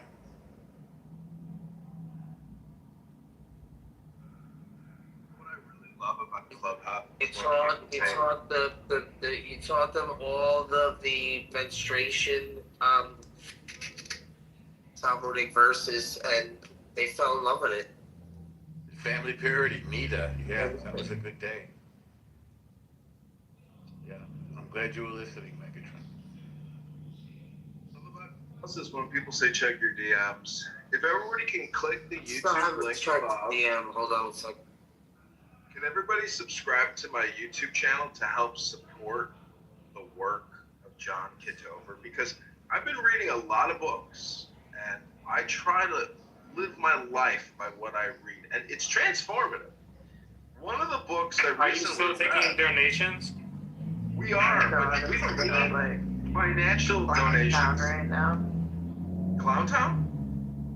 What was that, Cora? Well, I know you relish being a clown, but there's like other clown. It's like majority clown in the film right now. Well, are you clown phobic? I forgot that word. Yeah, there's actually a word for that. Yeah. It's transphobic, right? No, that's not nice. There's actually a name for that if you're scared of clowns. What is that, Norm? Transphobic. No. Hello? I thought this was a transphobic room because Cora said she's clownphobic. Because right now there's a lot of clowns. Coulrophobia. Yeah, cool. Thank you, Norm. Yes. You're welcome. You're not transphobic. This guy's I like to provide solid information. Isn't it just You just Googled it, Norm, like as if you like did something like professional. What's that there? What's that, Cora?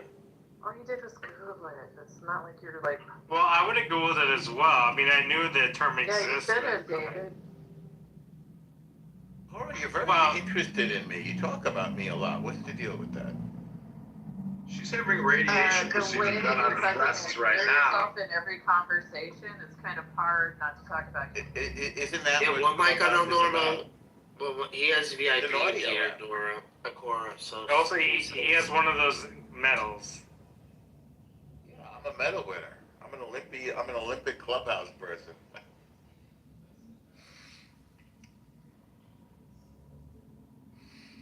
He's got more karma than you. And so does Daniel. I have 1,300 karma, and apparently that's too low. I don't know how much is a good karma. I asked certain people, and they wouldn't tell me their karma. Somebody told me their karma, and there was 2,500. So obviously, It's like asking somebody their weight. Like the first time I went to Bitcoin, I was like, "How many Bitcoin you have?" And they all yelled at me. So apparently, I can't ask that either.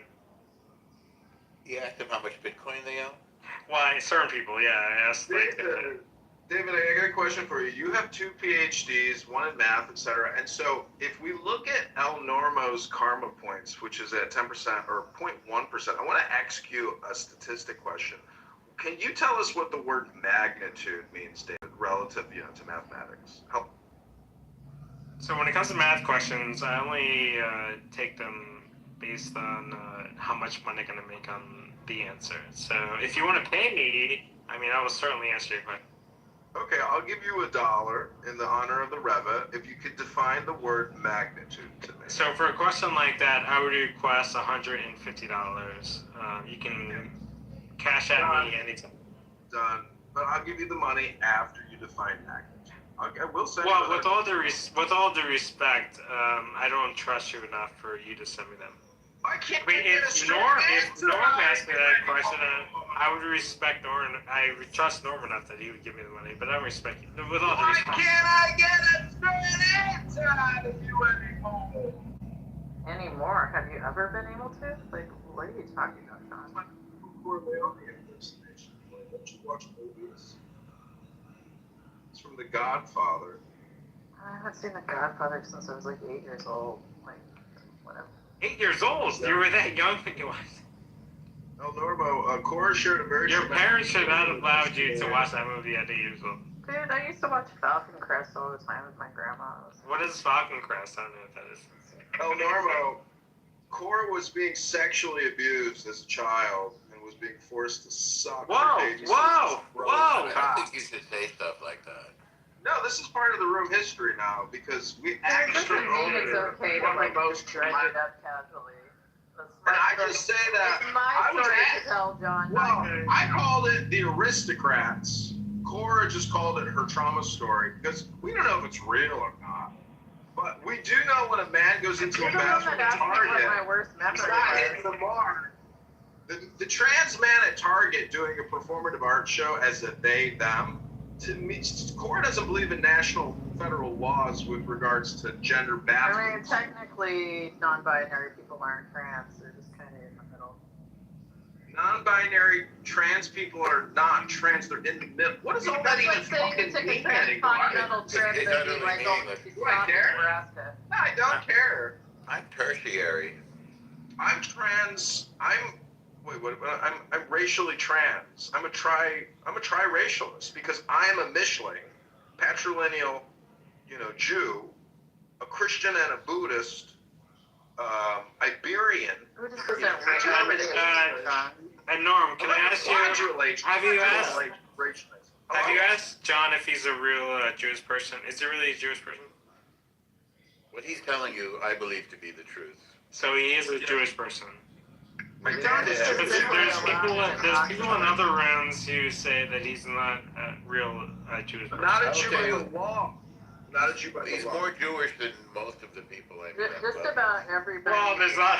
Just about everybody in the world has some level of like Levantine or Arabian. I mean, he's more Jewish than Rabbi. Right, but that doesn't make them a Jew. He's more Jewish than Randy McDickerson. That's right. That's right. I'm just saying, much like it's easy to claim you're David, both my grandparents are Jewish. My dad is Jewish. My dad remarried a Jew.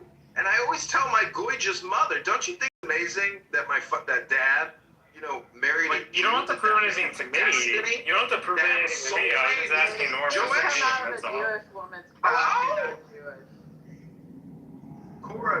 Cora, are you still looking for love in your life? No, I don't need any more men. You're not looking for love? Well, that explains a lot.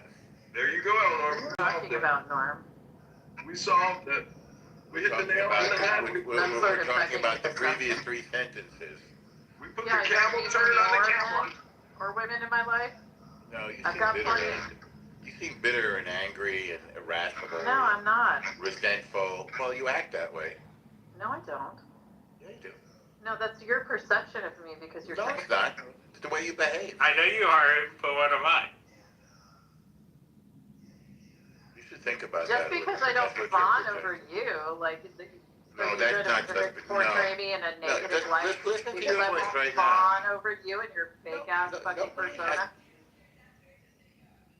Shut up, my nigga. You don't know what you're talking about. Nigga, always say blood in the bay. They don't blood and grip in the bay like that, my nigga. Not like that. No, they don't. No, they don't, my nigga. Exactly. No, they You don't. all of California, you can't say all of California do this. But they do blood and crip. Hey, chicken. Not in Northern California, How do you bro. dress your family members? Like, do you be like, hey, cuz, like your cousin? Okay, my cousins know where I'm from. My mama know where I'm from. My brothers know where I'm from. Hold on, poker face. Let chicken know say where it. I'm from. Hold on. I've been saying cuz before I knew the crib was. See?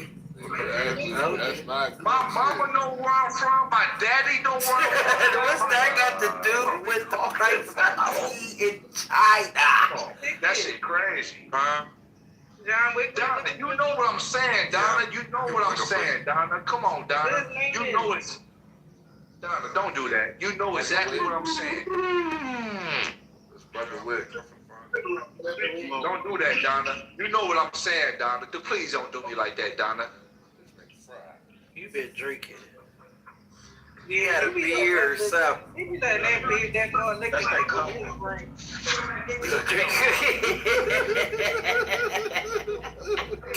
We don't play with stars. Like in Chicago, they got the 5-point stars.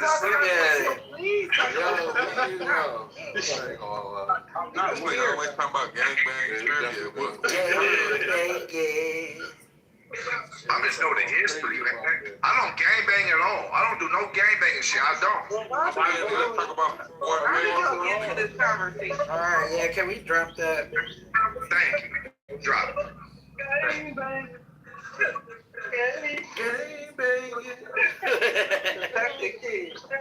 Donna, but I don't know why you playing like that, Donna, because you know what this shit. You know what I'm saying, though. You know what I'm saying. Yeah, but Donna not gang. No, she's not. But she know what I'm saying, though.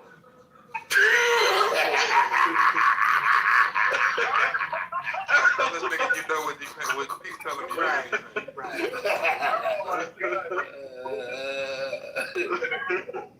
You know what you're saying, cuz.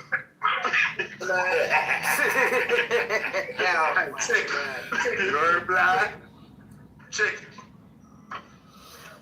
What's up, Chick? What up?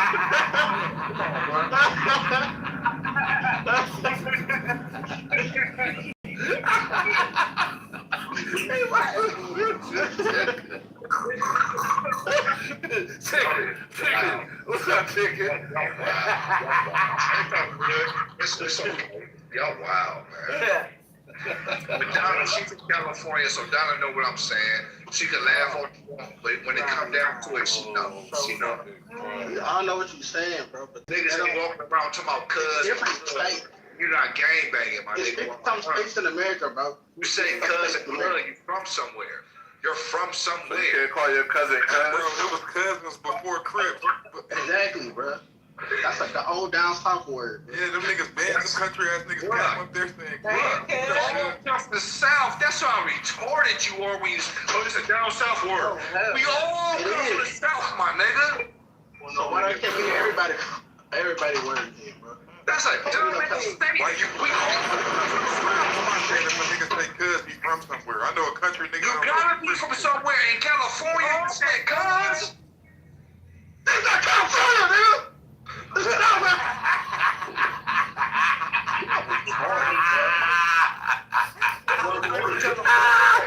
Come from Memphis. Come from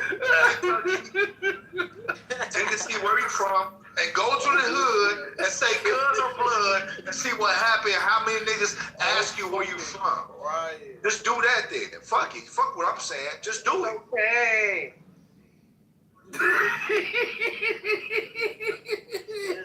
I'm saying, my nigga. You for real about Hey, poker face to do good. Or remember that nigga? You sitting on the couch, your light passing you by. No, my life ain't passing me by. Donna, No, I'm talking about the commercial. No, we need to put that nigga on Pump the Balloon. On the pop the balloon challenge. Donna, am I lying though? No, you're not. Right. In California, if you walk around talking about cousin blood, you are representing. Hey, this Jerry's birthday. We talk about Jerry's birthday. All right, let's do that. Happy birthday, Jerry. Happy birthday, Judge. Hey, y'all think California is so hard? Y'all can die. No limit. Everybody can die. We all die. No limit. Shush. We all die. No limit. We all die. We're born to die. Y'all gotta We're come born to outside. die. We're all born to die. I think this nigga Y'all, weird. nigga, I ain't no born to die. Y'all can die. Period. We're all You know what kind born of to die I'm die. talking about. You not hard, nigga. Y'all not hard. I'm not hard. I'm not saying that. I'm not even saying that. No limit. You know, no limit. Much love, respect. You know, I'm not even coming at you like that. You sick of it. All right, well, I'm gonna be quiet. No way, no limit. I'm gonna be quiet. Fuck You it. don't gotta be quiet. Yeah, fuck the Packers.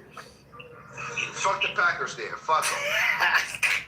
That's like that. Which other team? Fuck the Packers. Fuck them. All right. I'm still a Green Bay fan though. What that So 50 Cent shit? What up, cuz? What up, Glenn? What up? Ain't nobody do nothing to him. 50 Cent got money, so he bought, like, he can go to LA in certain sections. He got bread. I can't go to, I'm from California. I know there's certain sections I can't even go to. I can't. Happy birthday, James. Happy birthday. Hey, bro, you sound homesick, my nigga. You might as well just go home, my nigga. No, I don't want to go to that bullshit, my nigga. Bro, Fuck okay. that Bullshit. Fuck that shit, my nigga. I ain't gonna lie to you. Fuck that shit. Happy birthday, Gigolo Jerry. I did my time. Hey, chicken. I did my time. I did everything I was supposed to do when I was young. I did it all. I'm good, bro. I'm Let's good. talk about pizza. I want some pizza. Oh, Miss Pizza Hut. Miss Pizza Hut. That's what you want to talk about? Huh? Pizza. What? Pizza. He said pizza. I'm talking about the pizza like food, not the little corny dish.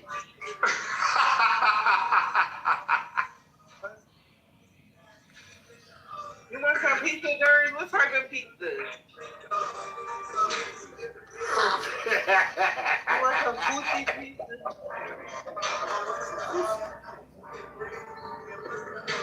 No, I'm like in limbo. I don't know what to eat. Yeah, I don't know what I want to eat either. Figure it out. No limit, you always eat. How you don't know what to eat? No limit, you always eat. That don't even make no sense. You gotta eat the lid. Did you eat today? Of course I ate this. I ate this morning. What's the problem? What I'm eating? Oh, what the fuck? I ate this morning. Of course I'm going to eat. Oh, okay then. So I'm saying, what's the problem when I'm eating? You always eat. Did you eat today? Yes, I Did you did. eat yesterday? Yes, I did. Did you eat the day before it? Yes, I did. I'm going to eat tomorrow, too. I'm going to eat tomorrow, too. Yeah, I'm going to eat later on today. I'm going to eat tomorrow, too. All right, then. So I'm eating every day just like everybody else. What's the problem? But you eat a lot, though. You eat excessive. Bro, you don't know nothing about it. There you go. What the fuck is that noise? I'm gonna be okay. Don't let me. 50? All right. Don't let me. I'm cool. Don't let me. I'm cool. Who the It's fuck got a tea teapot. kettle? Right. That chicken get out my hand. That was 51st. Yeah. I'm cool. Don't let me. I'm cool. I don't want no smoke. I don't want no beef. I'm cool. Anyway, so yeah, dude, I'm in limbo. I don't know if I want to run that cheese. I don't know what I want. I might just do the Kitover meat.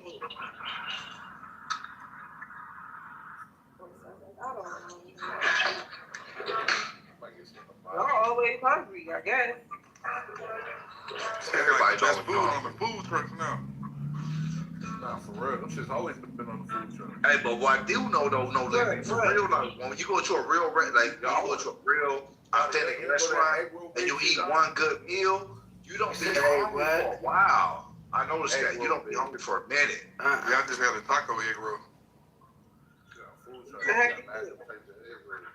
Like Boston Market or something like that. When you eat one of them Boston Market places, you don't be hungry for a cool minute.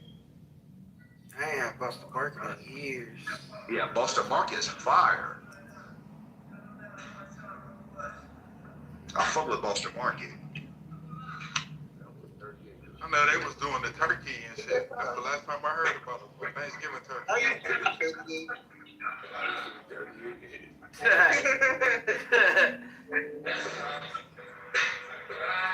Boston Market, fuck IHOP and Denny's. But if you eat like a Boston Market or a restaurant, something similar to that, or Lolo's Chicken or something, you don't be hungry for a long time. You just don't. You can get faded, you can smoke your weed, drink your beer, drink your liquor, whatever you're doing. I think you need to snack. Oops. Somebody blew his shit up. My bad. My bad. Thank you. I'm sorry, blowing my high. No, fucking my shit up. All this screaming, yelling, bro. But look, Jerry, that's why I'm so blessed, bro. That nigga got wet brain. That's what it is. I'm niggas be doing when niggas be doing repetitive shit like that, bro. I got a cousin, he'll tell you the same story for 10 minutes. Man, They'll get mad when you Cause I'm like, damn, is something wrong with this nigga? I just was thinking it. Like, I couldn't do it. He started making me nauseated. Like, you know like how repeat when- itself, repeat itself, repeat itself. You really see what I sent you on your DM, Donna?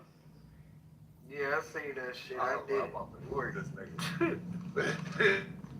I'll try to give him a chance, but that shit was getting blowing me. He was not about to stop talking. Yeah, that repetitive shit, I can't take that shit up. What's up, my nigga? You still want to kill me? We cool. I gotta come to Chicago, man. I need a pass. Don't kill me. Well, Don't kill me. What's about to kill you? Oh, okay, that's good. We friends then, nigga. That chicken, right? We friends now. Alright, don't kill me, bro. Bro, Don't kill me, bro. I'm fucking with you. Let me look up something on TikTok to see if he. This bitch right here. This the problem. She's I don't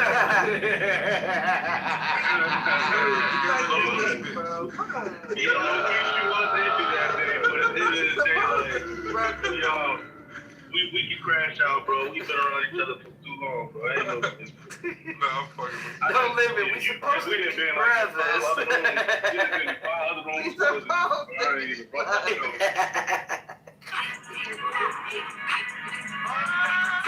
Oh damn, y'all can hear it, can't y'all? Yeah, that loud, goofy shit. I hate that song. Eat, bitch, shut up. You heard that song before, Jerry? A little bit, but I ain't never heard the older shit. Listen, man. I'm tired of these new cheesy ass songs. Niggas making, man. I'm 16 right now. I have 100 minutes. Anything.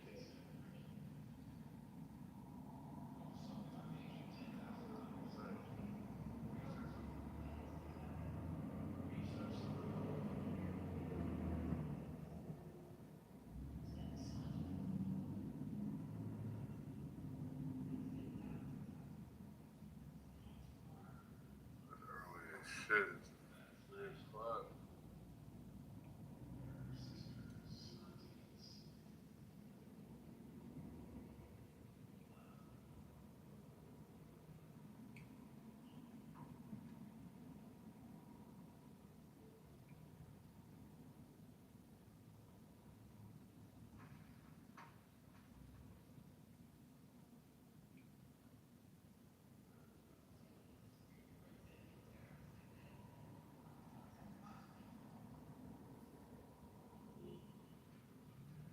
What you doing, Donna?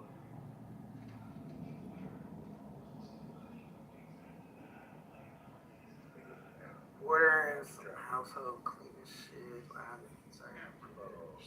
Fun shit. That nigga here like a headache, man. Man, me too. Me too. He fucked my eye up. It was funny in the beginning, but Squeaking out. I'm like, bro, this nigga on coke. man kept saying the same shit over. Yeah, he off something for sure. Cause he ain't like that all the time. Oh, that nigga fucked up. That nigga like that in the morning for breakfast. He just ain't never come back. Tell you, something ain't right. He probably like, he butt hurt. He got removed. I bet you he butt hurt. What he did, he know he told us shit.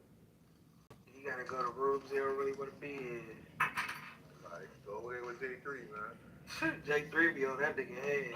Like, shut up. Chastise that nigga. Why you gotta talk to me like that? He be treating that nigga like a bitch. But you got to. Look how the nigga act. I see why now. Bro, everything. Like, that nigga too soft, kid.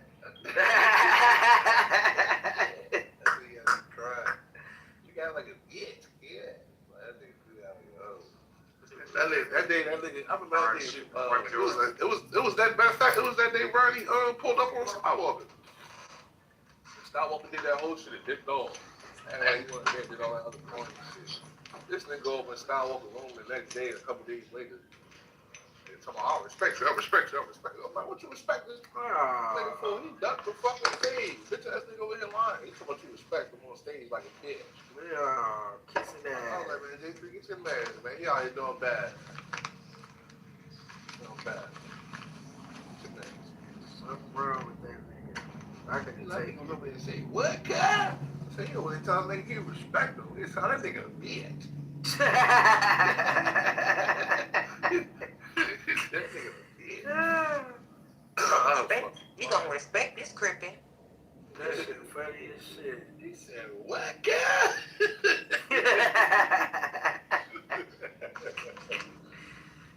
You over there telling nigga you respect him right now. I said, that's your home. I said, man, Gun's acting like a mark.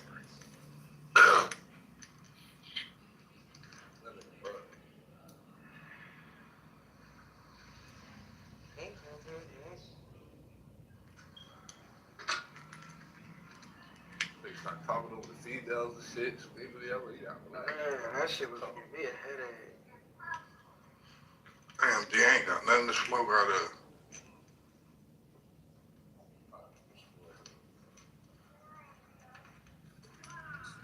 That's how I was yesterday. I smoked some big bag Rasta Martin. I'm finna smoke out of full. No. Finna make me a full shooter, baby. I'm crafty. I'm crafty for this shit, nigga. No. Damn. I can't go to the store.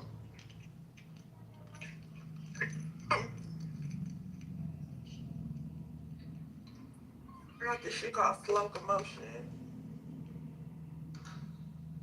It's making me real slow.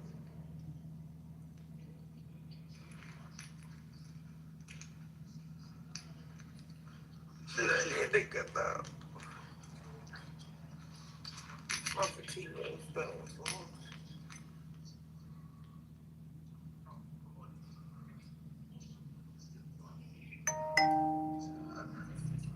Hey, I'm finna go watch Coulda Been Love. Drewski show Coulda Been Love. It coulda been love. It coulda been. Those skits or real shit going on. Huh? Like, them shows be real, it be like skits. Well, technically, the last one, it was like he found the bitch and he fucked the bitch, but he ain't stay with the bitch, so. Like, you know them shows we had them like rap, like putting in records and shit like that, like they really fighting shit on there.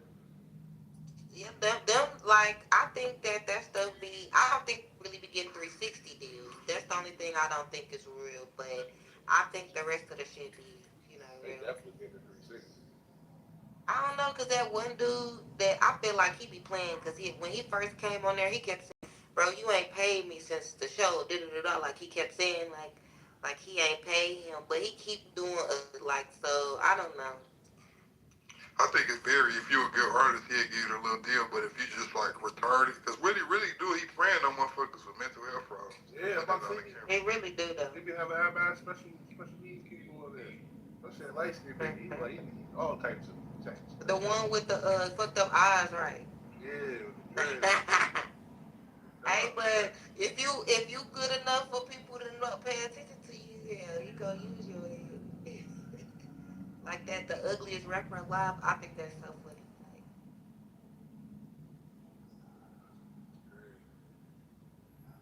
Like, dang, you gonna grab the turkey instead of Brian? No, it's just the turkey.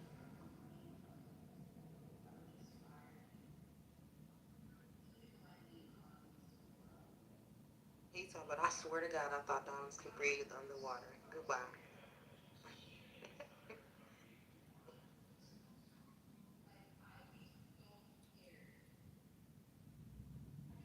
It could have been love. It could have been. And that nigga Shia LaBeouf was in New Orleans going crazy this weekend, nigga. He was partying hard. He got beat up. After that, he was right back on the strip, was turning up with the hoes. I think it burnt out Shia LaBeouf like crazy. He's some type of gang member too.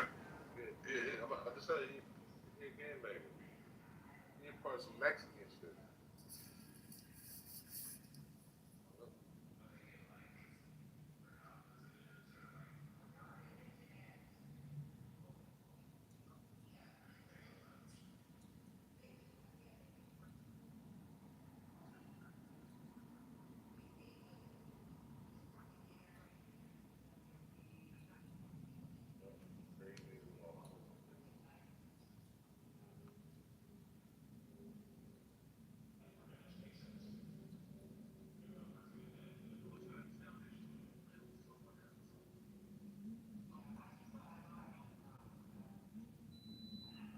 Yes, that look good.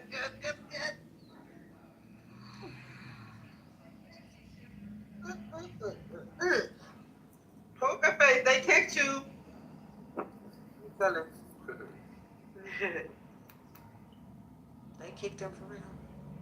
Oh man, I think the app tripping.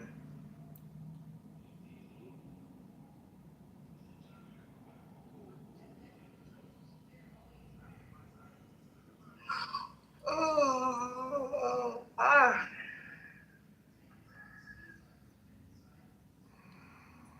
Could have been love. Could have been.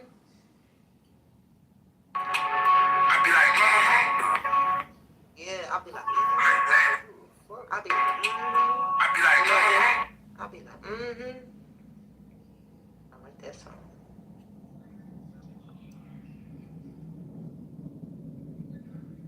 I can't believe that nigga that was on that fucking show with Ray J, the Love Show. Now he on Bad Boys, and I feel like, hey, I don't want to bitch. I want my bitch wetter. That Blueface, where's the bitch at party? Ain't get out already. Huh? Blueface with the bitch in car, she fucking hit it already. She fucking right. No, what? That's a funny thing that Joe has there, Free America from Israel. That's funny. Free America from Israel. I don't even know what does that even mean? It doesn't mean anything. Like, it's like there's a Muslim terror organization for every letter of the alphabet.